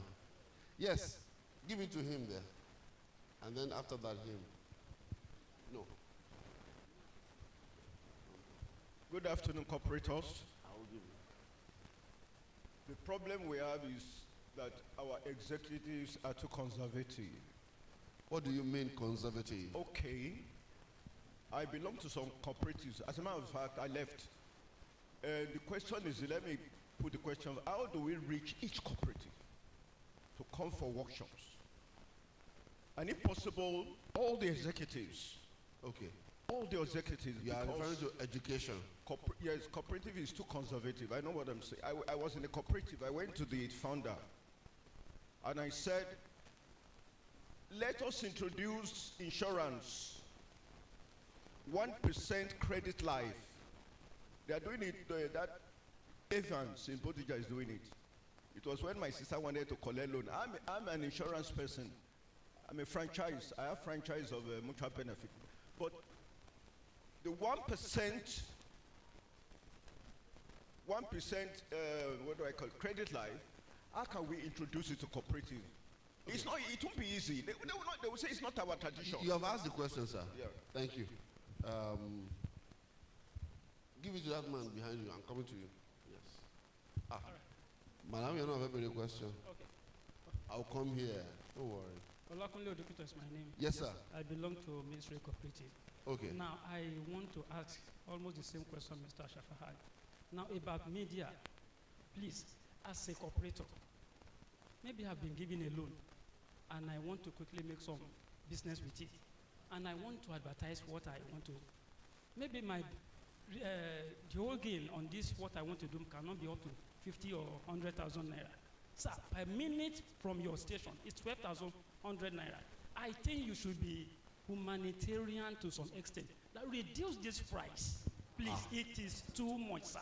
Please. Baba. Yes, sir. Oh, humanize the diesel. I understand what I'm saying. There must be a way to do it.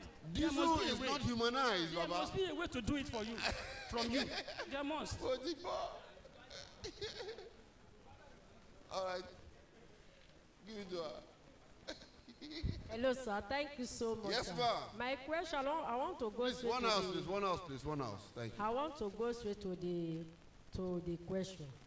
It is compulsory to bring our cooperative to the social media. Because the way you even give us the orientation, you want to make it compulsory for the cooperative to come to the social media. Meanwhile, you are talking about the mobilization to get more members. But cooperative, our cooperative, the way they treat the people members, that one can motivate people to come to join the cooperative. Thank you, sir. Okay. I hope you got the question. All right. Let's come here, please. Give it to this man. He has been raising his hand all along. Thank you All very right. much. Okay. My name is Nicholas. I'm not a cooperator. I'm a business owner in technology. Why are you not a cooperator? In Ibadan, but I'm actually in a cooperative in Lagos. Okay. Okay, so thank you very much to the keynote speaker. He really did justice to that topic. However, there is a concern that almost relates to the last person that asked question. Is it proper? Is it proper to actually have your cooperative online? Now, I'm not referring to social media. Generally, is it proper to have your cooperative online? Because there's this misconception that we hear every now and then that some cooperators say, no, it's not good for you to bring your cooperative online, while a lot say it is good. So I would need you as experienced gurus here to just help us clarify that area. That question has been asked. Yes. All right, thank you. Yes. Yes, him. Okay, I actually want to share experience so that you know the power of the media in cooperative if you know what you are doing. I mentioned to you when I spoke yesterday that our cooperatives are in 32 states. He doesn't understand Yoruba. No, Paul. Just go ahead. All right. I mentioned that our cooperatives are in 32 states now, with over 252,000 members. We could never have done that without the media. We could not. I know you talk about, as cooperators, you have weekly meeting or monthly meeting, right?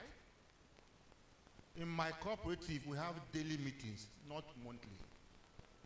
We meet every day between 6 a.m. and 7:30, every day, Monday to Saturday.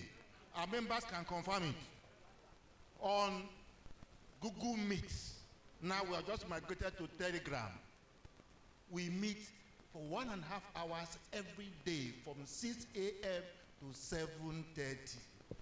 And our members take it as a Bible. They don't miss it. It is very, that is how powerful it is. That's number one. We started a program some time ago where we did do an online radio every Wednesday. I was shocked by what happened. Within 3 episodes, we were getting calls from Scotland, from Texas, from Georgia. Nigerians who were calling, I didn't even know how they got to know about it. They were calling, how do we join? From US, from Scotland, from Indianapolis. They were already calling. All we were doing was just 30 minutes online. The radio was charging us 75,000 naira for that time. That was all it was costing us. It was the most effective marketing we could do because people saw us. Now, that is not all. Some people was asking, can you do online? Who stops you? Okay. The major thing is, how sincere are the leaders? That is the first question. Okay. How sincere? Are they ready to be transparent? In our cooperative, we publish our account online every month. Everybody gets a copy and are free to ask questions. So if you have nothing to hide and you are willing to be transparent and be transparent to the core, not hide some things and you do half. No. If you don't want to be cooperator, don't start. But if you want to be a cooperator, a cooperative is not your business. Okay. Thank you very much. Thank you very much. Thank you very much. Wọ́n á sọ fún yín, wọ́n máa tún sọ owó ẹ̀ fún yín Yorùbá. I thought I'd give you the question.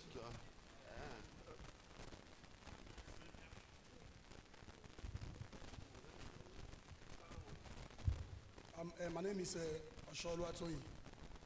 I had an experience. No, somebody invited me here today. Okay, and you can pè mí wá síbi lé ní. And mo ti jẹ́ cooperator sometimes ago.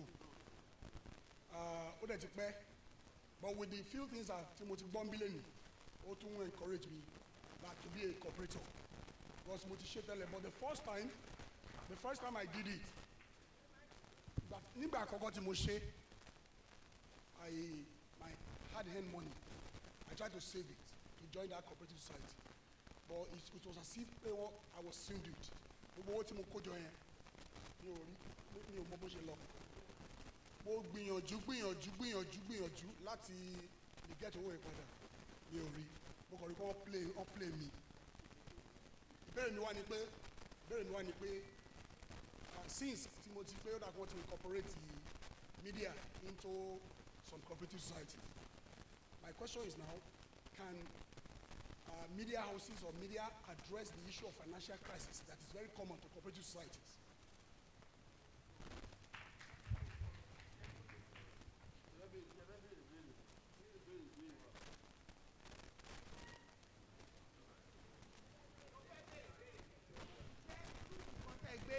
gbé kalẹ̀ yìí mo wo owó tẹ máa ná lé lórí kó tó lè dúró báyìí mo dẹ̀ wo iye àwọn èèyàn tán wà bí pé wọ́n kéré jọjọ sí i ǹjẹ́ a lè tẹ̀síwájú nínú mídíà láti máa sọ sáyẹ̀nsì tán máa ṣe fún wa ní bóyá inú rédíò tàbí ìjọba yìí ní irú ètò báyìí máa wáyé láti máa encourage àwọn èèyàn pàápàá irú ọkùnrin tó ní òun sọ ohun òde wà bí lànà nǹkan tó tún ajá kìlẹ̀ lónìí ó ló pọ̀ gan tó ń jàǹfààní oríṣiríṣi kó má dúró bẹ́ẹ̀ kó má lọ bẹ́ẹ̀.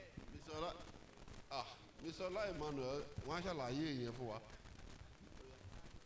Straight to the question tí kò bá ṣe because of the media èmi ò ní wà mí bàrẹ̀ ni wọ́n ní agúnmu ìpolówó ní agúnmọ̀wò màmá kan ló máa ń pè mí bẹ́ẹ̀ ní cultural center all the programs mo ṣe láyé mi partnership pẹ̀lú media sí mi ò ní láti kúrò lé mi mọ̀ bóyá àwọn corporators náà partner pẹ̀lú Splash kò ṣe owó náà gbé sílẹ̀ interest àti conviction tán fún wọn ipe if we do this thing together it will go a long way. Let me shock my very good friend. I just love these three guys. Ìtorí tí mo wà bíbá lẹ́nu Roman take over Edmond and I never knew that the giant of Splash would be here today. Now listen, tí cooperative bá lọ partner pẹ̀lú Splash as we are going we soon have a cooperative radio because the little amount tó bá mú lọ́dọ̀ àwọn cooperators ẹ̀ àwa náà lè start media partnership with Splash whereby they give us airtime at collectively at masanwó-síbẹ̀ gbogbo cooperators a máa mọ̀ pé time tí a buy ní ọ̀dọ̀ Splash even daily bóyá 5 minutes ni tábà ti rà collectively gbàtà wáyà àwa gan máa start a radio station wa. Thank you. This is the last one, please. Thank you. My name is Okweyemi Akerogunde. I'm the secretary for Southwest Farmers, and I'm coming with the Agric Voice. Mo fẹ́ gbẹnusọ fún àwọn àgbẹ̀ tó wà níbí. Mi mọ̀ bóyá àwọn èèyàn mi wà nulẹ̀. Great farmers, no farmer. Ẹ má bínú. Lálàkọ́kọ́ máa kọ́kọ́ lu àwọn Splash. Yes sir. Ìbéèrè ni mo fẹ́ béèrè. Àwọn tó gbé ètò yìí kalẹ̀ àti iléeṣẹ́ Splash mo lù yín ní ọgọ́ ẹnu pé ẹ ṣe gan. Ọ̀rọ̀ cooperative is part of the presidential renewal agenda so ó ṣe dandan fún wa àfi tá a bá sọ pé àmọye ẹ̀. Nǹkan tí ó jẹ́ tó mú èmi lọ́kàn ni pé kí ni òǹfà tí àwọn alábòjútó ètò yìí àti iléeṣẹ́ Splash FM kí ni nǹkan tó lè jẹ́ gẹ́gẹ́ bí òǹfà tí wọ́n lè fi mú ẹgbẹ́ àgbẹ̀ láti lè mú ẹgbẹ́ alájẹsẹ́kù ní ọ̀kúnkúndùn ìyẹn àkọ́kọ́. Ẹlẹ́ẹ̀kejì ni pé ní àìpẹ́ yìí ìjọba àpapọ̀ sọ pé oúnjẹ ti pọ̀ lọ́pọ̀ yanturu wípé price oúnjẹ ti wálẹ̀ lóòótọ́ a mọ̀ pé oúnjẹ pọ̀ lọ́pọ̀ yanturu ṣùgbọ́n price oúnjẹ ò wálẹ̀.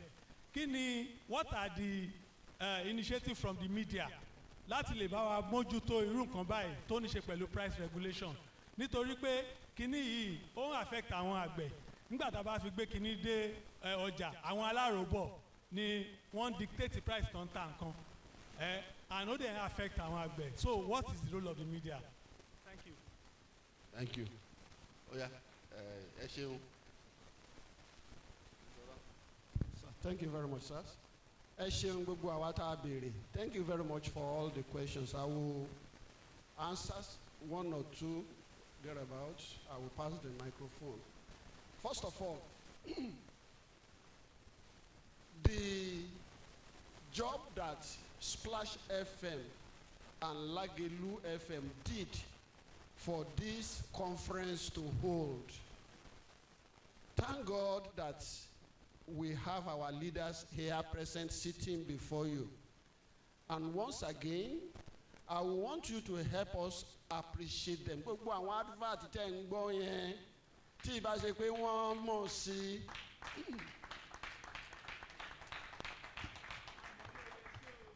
Thank you very much, sir. In line with that appreciation, we have new babies. Wọ́n ní ẹnìkan ní bímọ gbogbo ojú àbí ọwọ́ àbí gbogbo èèyàn ló ń wò ó. Ọmọ tí ó wà lọ́wọ́ wa òun ni industrial cooperative group. A ní àwọn cooperators. We have cooperative leaders from Lagos, from Abuja here present. And yesterday we agreed that we will work together to make this movement very strong in Nigeria. And nǹkan tí mo fẹ́ kí ẹ bá wa pass sí àwọn ọ̀gá wa ni wípé báwo ni iléeṣẹ́ rédíò méjèèjì yìí tí wọ́n gba ọmọ yìí lọ́wọ́ wa láti rí wípé àwọn ọmọ Nàìjíríà lókè òkun ní Ìbàdàn, ní Ọ̀yọ́ state, ní tí wọ́n ó bá wa gbé ọmọ yìí lé wọn lọ́wọ́, kí àwọn ọ̀gá wa kan fún wa nídìí àti ṣàlàyé kankan fi dá wa lójú, nítorí kí ni a lè sọ pé wọ́n ti gba nǹkan tí à ń ṣe. Tẹ́ bá rí i pé gbogbo wa náà la wà ní uniform, ìyẹn sọ fún wa pé gbogbo wa náà la jọ ń ṣe, ṣùgbọ́n kí ẹ tún gbọ́ ní ẹnu wọn tí a bá fi microphone sílẹ̀ a lè sọ ìyẹn. Now tí a bá ń sọ nípa ẹgbẹ́ kọ́kọ́ bẹ̀rẹ̀ pẹ̀lú question ẹgbẹ́ àgbẹ̀. I believe the man is here, the man that asked question about farmers. Now, what we are doing before we came into this conference is that we have had some strategic meetings with some of our partners. And if you have been following us on Lagelu FM, we have always been shouting about farmers. That had been the assignment given to Mr. Akinwale on our cooperative program. Now, let me say it again. Ẹ jẹ́ kí n tún sọ kó yé wa. Ètò wà fún àwa àgbẹ̀ ní Ọ̀yọ́ state. Mr. Akinwale sọ lánàá, tá a bá sọ pé owó tẹ́ ẹ fẹ́ lò, àwọn organizations tó máa wà pẹ̀lú wa, àwọn tó ń supply machines, iṣẹ́ ti lọ fà. Nǹkan tó jẹ́ ohun tó kù wájú wa, ṣé ń gbọ́ mi sir? Hello sir, are you with us? Are you hearing sir? Nǹkan tó jẹ́ pé kù síwájú wa, what is left for us is mobilization of farmers. If we ask sir, in Oyo state, if we ask you to give us 500 farmers, I want you to answer this question sir. If you ask you to give us 500 farmers, how soon can you do that as a farmers leader? 2 days. Are you sure of that? Can you give us 1,000? The job is done. Hello, sir. The job is done. After we close here today, àkópọ̀ náà ni ṣe mọ̀ pé a ti ṣàlàyé ẹ̀ lánàá, a máa kópọ̀ ni. Immediately we finish here today, sir, you either relate with me directly or relate with Mr. Akinwale.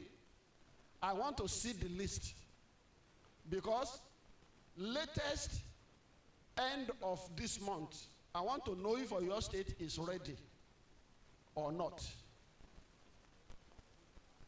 Latest before October 31, I want to know if Oyo State is ready or not. Now, àwọn fọ́ǹdì kan wà nílẹ̀, àwọn fọ́ǹdì ìjọba náà wà nílẹ̀ tó jẹ́ pé agbára marshalling the power of numbers la fẹ́ lọ fi já owó yẹn gbà. Ṣùgbọ́n tá a bá lọ já owó yẹn gbà, àwọn tá a fẹ́ já gbà fún, ǹjẹ́ wọ́n ti dúró déédéé, ìyẹn àwọn àgbẹ̀? Ǹjẹ́ wọ́n ti ready? ẹ má dẹ̀ jẹ́ ká gbàgbé pé modern approach ní iṣẹ́ tá a fẹ́ ṣe. Ilẹ̀ gbọ́dọ̀ ready. Do you have the farmland? Kí ni size ní location kọ̀ọ̀kan? Àbí ká lọ wá ilẹ̀? Eléyìí ò kì í ṣe pé mo ní éka 5 ní kọ́nà àbí kan òun ni ká lò àbí éka 10 á ti sọ gbogbo yẹn lánàá. We need the land. If it is going to be cluster, how many locations ni kó wà fún Ọ̀yọ́ state? Tá a máa bá wọn sọ pé okay, farmer kọ̀ọ̀kan orúkọ ẹnìkan ká fi 2 hectares síbẹ̀. Tá a bá fẹ́ ṣiṣẹ́ pẹ̀lú 1,000 farmers àti 2,000 farmers, ẹ mọ̀ pé à ń wá bíi 5,000 hectares nìyẹn, kì í ṣe acre o, hectares. So àwọn location wo ni a máa fi wọ́n sí? Ìgbà tí a bá rí list yẹn, a jọ jókòó náà ni, a jọ sọ ibi báyìí ló máa wà ní Òkè Ògùn 1, ibi báyìí ló máa wà ní Òkè Ògùn 2, ibi báyìí ló máa wà ní Ìbàràpá, ibi báyìí ló máa wà ní Ọ̀yọ́ àti bẹ́ẹ̀ bẹ́ẹ̀ lọ. So what has been our challenge? That's Mr. Akinwale that is coming behind you. Very good. What has been challenge is that, do we have these farmers? Are they ready? A ti sọ̀rọ̀ pẹ̀lú àwọn financial partner wa. Owó kọ́ ni problem o. Hello? In doing business, money is not your number 1 problem. Your number 1 problem is you yourself.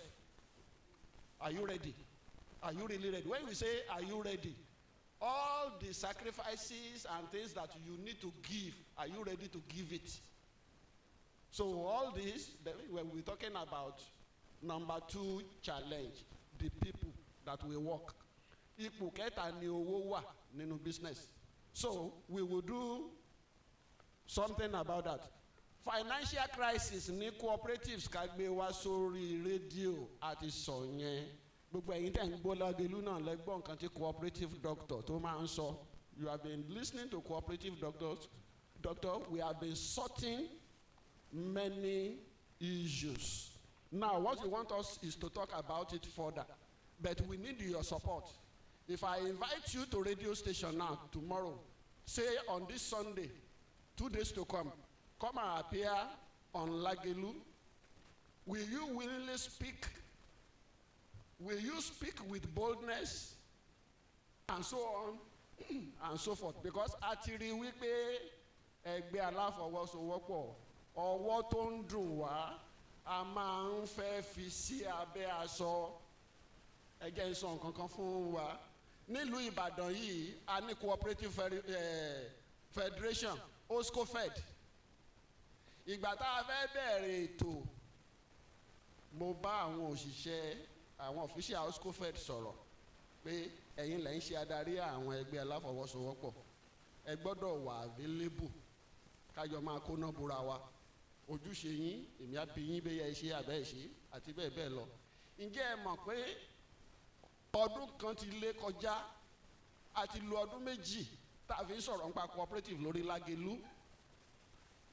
Kò tí ì sí official OSCOFED kankan tó gbójúgbóyà láti wá farahàn ní orí rédíò. Nítorí kí ni ìbéèrè tá a bí wọn, èmi ò láìkí pé ká máa fọwọ́ pa, èmi ò là mọ́ yín ni. Wọ́n tí ì wá. So àwa ẹgbẹ́ aláfọwọ́sowọ́pọ̀ gangan, you are the owner of your society. You must be willing to step forward for us to trash the issue. If cooperative doctor is only talking about it, it will just be as if we are doing hearsay, though we know it is happening. But when we see from you and we say, okay, in my society we are having this issue, then you know that, okay, yes, a fair solution here. And that's why we are here for this program. Among our goals for this conference is that we want to begin to repair. A fẹ́ máa ṣe àtúnṣe fún àwọn cooperative society tó ń ṣàìsàn. Nítorí ó yé wa wípé tí cooperative bá dúró déédéé, economy tá à ń pariwo fún àwọn gọ́ọ̀mẹ̀ntì ẹ dákun ẹ ṣàánú wa ojúṣe wọn kọ́ ojúṣe àwa tá a jókòó yìí ni yóò ṣeé ṣe 2018 international year of cooperative of that year èmi ni mo sọ̀rọ̀ ní Ọ̀yọ́ state international year of cooperative èmi ni mo sọ̀rọ̀ ní Ọ̀yọ́ state ohun tí ó wà níwájú wa ni pé báwo làwọn ẹgbẹ́ aláfọwọ́sowọ́pọ̀ tí ó bẹ̀rẹ̀ sí ní kóra wọn jọ papọ̀ láti bẹ̀rẹ̀ sí ní ṣe okòwò nínú ìsọ̀rọ̀ mi mo sọ fún wọn pé tí a bá rí 2,000 àbí 1,000 cooperative society tán rẹ́dì tí kọ̀ọ̀kan ó kéré tán wọ́n fi 500,000 láti àpò ẹgbẹ́ lórúkọ ẹgbẹ́ pé owó investment rèé mathematics àbí arithmetic tá a ṣe nínú ìpàdé yẹn àárẹ̀ sí 2 billion naira inú wọn dùn gbogbo àwọn ẹgbẹ́ aláfọwọ́sowọ́pọ̀ láti Ìṣẹ̀yìn Òkè Ògùn inú wọn dùn àti ṣe tán a gbọ́dọ̀ ṣe. After the meeting ọ̀dọ̀ àwọn obstacle ni mo ti bẹ̀rẹ̀ torí mo mọ̀ pé àwọn teachers cooperative wọ́n wà organized more than others. Ó yá ìgbà yẹn náà sọ pé ṣe rí nǹkan tá à ń sọ yìí kìíní kan àwọn tó sọ pé wọ́n ti rẹ́dì bí wọ́n ṣe rẹ́dì nìyẹn o 2018 ni kíyẹn lè yé wa pé gbogbo nǹkan tá à ń sọ yìí what we are talking about is it's not a thing of yesterday. Things have been building on each other before we get to where we are. So by God's grace, cooperatives, we said it yesterday, take form. We have membership form. Register your cooperative to become member of industrial cooperative group. We will be building our own capacity. Several trainings will be happening. We will be doing investments together. And we will be growing together. You will be doing your cooperative in a modern way. I will stop there. I would want Mr. Taiwo Joe to pick another question. Thank you very much. Let me apologize briefly for coming in for this discussion a little bit behind time. I made a mistake yesterday, which I will apologize for it. I spoke and I promised to translate. That I did not do after what I said. So we had left before I remembered, and I said I won't do that today. So I will translate a little bit so that I can carry everyone along. Let me just speak briefly on the cooperative and the media, particularly using online system, electronic system for cooperative work. Cooperative society is dynamic in nature. And that means the way you are practicing cooperative yesterday is not the way you will have to practice it today if you want to remain relevant. You notice companies and industries, they rebrand, they repackage. These are strategies meant to make them relevant as time changes. You see, the way you are producing last decade, if you are producing that way this year, you won't be in business again. The same thing applies to cooperative society. There is dynamism in the work of cooperative business. And that's why the way we were doing it decades ago is not the way you will do it now. I spoke when I was a treasurer a few years back in the cooperative society. The way we were paying dividend is not the way we are paying it today. There are cooperative societies who are still signing checks to release funds to members. That is becoming archaic now. There is a need for you to transform, to change and move with time. In those days when we pay dividends, we count money, pay those who are taking their dividend, and at the time we were paying with checks if you are collecting larger sums. I know in our own cooperative society, we paid almost $1 million as dividend to a member. And so it means when we are paying higher funds, we employ the use of other financial instruments like the check. But today, if we have to be paying with check leaves or counting money asking you to come for it, will be too old for the system. So what do we do now? After approval of accounts, dividend alert is received on your phone. So we pay directly. You don't even need to ask before you get it. In fact, when you approve accounts during our meetings, few minutes after approval, alert will drop on your phone because you've approved account. So there is no way we can dichotomize or make a separation between employing modern day technology in cooperative business and the cooperative business itself. So we will continue to use media, in other words, to address cooperative issues. And we will use online system and others. They are also necessary. Let me touch one or two things. Someone talked about resolving issues, and which I think he has spoke about on cooperative crisis. If you have been listening to Cooperative Doctor on Lagelu FM, I believe most of these issues have been addressed, and many other ones that you will bring up also will receive attention there. And that will bring stability, at least relatively, to your cooperative society. Someone talked about coming to market and the prices of produce are dictated by middlemen. We spoke yesterday about the place of coming together, and we talked about companies coming for your product, even for your farm produce, even before it is ready. It's all about you coming together. When you form a bigger group, cluster farming and others, there will be that advantage that cooperative society as individual and even member farmers will enjoy. Middlemen will not be dictating prices and be taking the best of returns from your hard work. So it's taking advantage of this program today will resolve that without serious issues. Someone talked about numbers of people who came today. One thing I noticed is that majority of those who were here yesterday are not here today. Probably for one reason or the other, maybe someone said fuel or for work or whatever. But I believe those who are here today will also convey what they have received or learned today to those who are not here today. Thank you very much. Thank you, sir. Okay, Yoruba. Just briefly, let me speak on Yoruba in few minutes. A lè sọ pé bá ṣe máa ń ṣe ẹgbẹ́ aláfọwọ́sowọ́pọ̀ ní ọdún mẹ́wàá sẹ́yìn náà la ṣe máa ṣe lọ́dún yìí. Ìgbà ń yípo, àwọn nǹkan ti yí padà.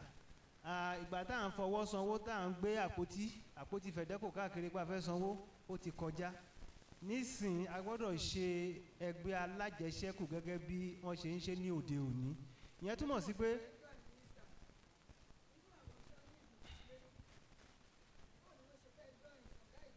wọ́n máa dá yín lóhùn bá ṣe máa join wọ́n máa dáhùn ẹ̀ lẹ́yìn tí bá ti do a máa sọ̀rọ̀ nípa ẹ̀ kẹ́ tó lọ. So bá ṣe ń ṣe lóde òní níjà yín kulẹ̀ ẹ máa lè darapọ̀ mọ́ ẹgbẹ́ aláfọwọ́sowọ́pọ̀ àwọn alágbára Ọlọ́run. Lẹ́yìn yẹn bá ṣe ń ṣe nǹkan láyé àtijọ́ kọ́ la máa ṣe lóde òní, a máa yí padà láti lè bá ìgbà mu. A sọ̀rọ̀ nípa ojúṣe àwọn ilé-iṣẹ́ ìgbóhùnsáfẹ́fẹ́, wọ́n ti sọ̀rọ̀ nípa ẹ̀lẹ́ẹ̀kan náà.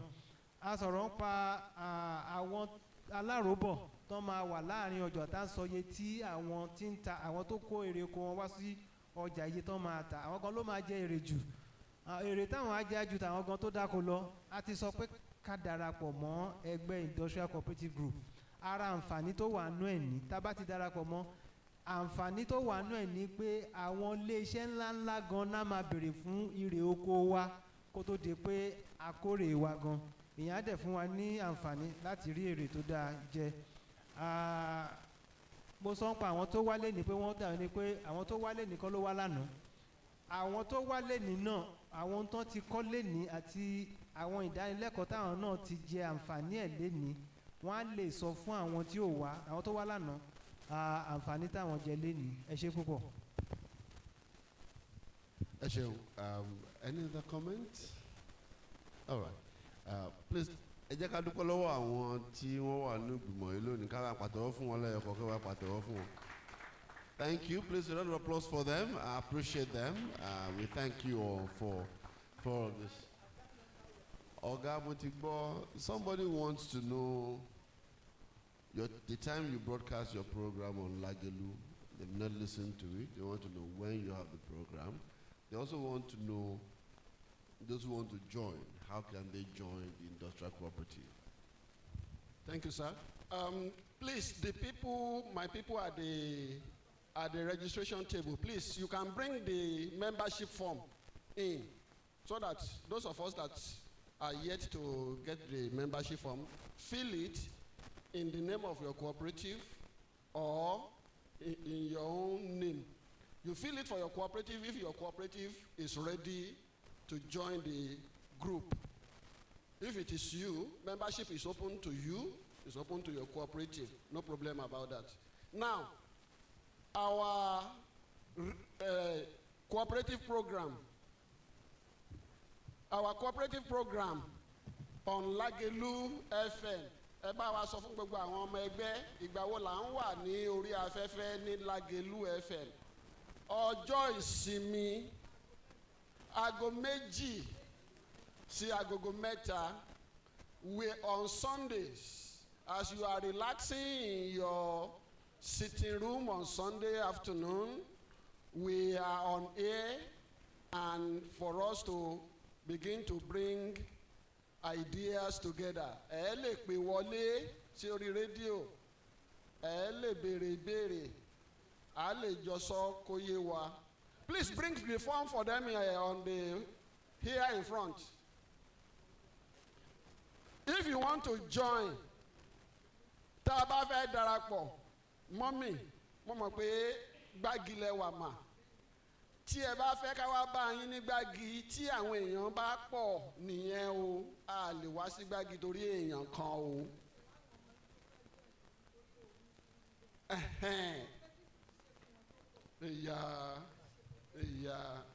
Ara àwọn nǹkan tí cooperative ṣe fún wọn yẹn, ìyẹn ló jẹ́ ká wá sórí rédíò, ká bẹ̀rẹ̀ sí ní tún ṣe. Bẹ́ẹ̀ ni.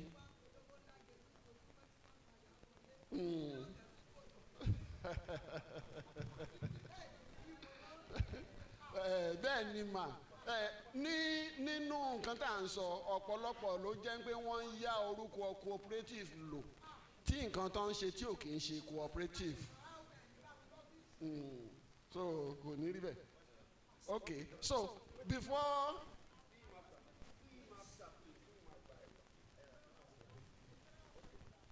I said you should see him after because we are done. We are done, please. We have to release them. We will need information about anyone that picks form, name.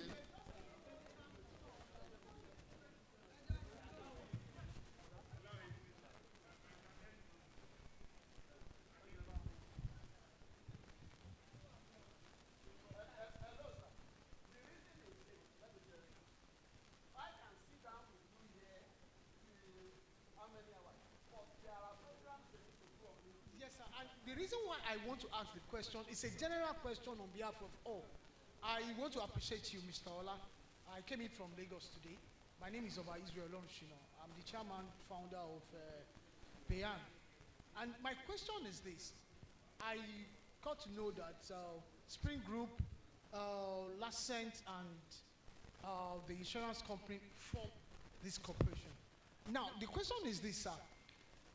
2 in 1 question. 1, what is the successional plan of the leaders of this industrial corporation that want to put all corporation under them? That's 1. 2, what is the state's plan to have the industrial corporation state by state apart from having the national body? Thank you. That's my question. In short, or in summary, sir, are you with us, sir? Especially since you are coming from Lagos, maybe you will be useful to us in Lagos and other people. Industrial cooperative group, by description, it is our focus to go industrial. And we are bringing cooperatives together. and even individual members who are doing cooperative.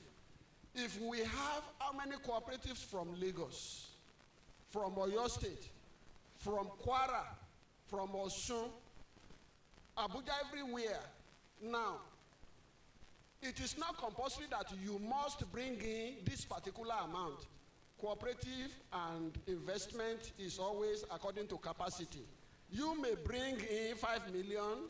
The other guy from Lagos, they may have capacity for 10, 20, 50 million. They are bringing it to the group. Another cooperative may bring in maybe 1 million according to their capacity. By the time, are you with me, sir? By the time we bring our funds together, we have sufficient or a strength to do something that we can call on the blue chip company, the flour millers, Nestle, and so on and so forth, and say, okay, yes, we are starting with you. What do you want us to do on industrial scale? And then from there, we are not sleeping, we are looking at our own direct processing also. So if we start somewhere today, that doesn't mean that is the totality of us as a group. We begin to expand, so on and so forth. We explained all this yesterday. So what we are saying is that, okay, join us. Once you believe in what we are doing, spread the gospel to cooperatives you may know. And we are good about it. Do I attempt your question, sir? Partially. I'm here with you. I will break it down further. Thank you very much. So, all right, thank you very much. I'd like to recognize the president of Oyo State Agro-Allied Farmers Multipurpose Cooperative Union Limited. Let's welcome Chief Adeosun Olusegun. Thank you for coming. Is he still around there? Yes, thank you very much for coming, yes. So thank you very much, and that's how far we can go. I'm sure that we have final announcement coming from Mr. Ola Emmanuel. Mr. Ola Emmanuel, thank you very much for having us. I'm told that we can come around to take pictures now. It's time for photographs, like we did yesterday. Let's go and take photographs.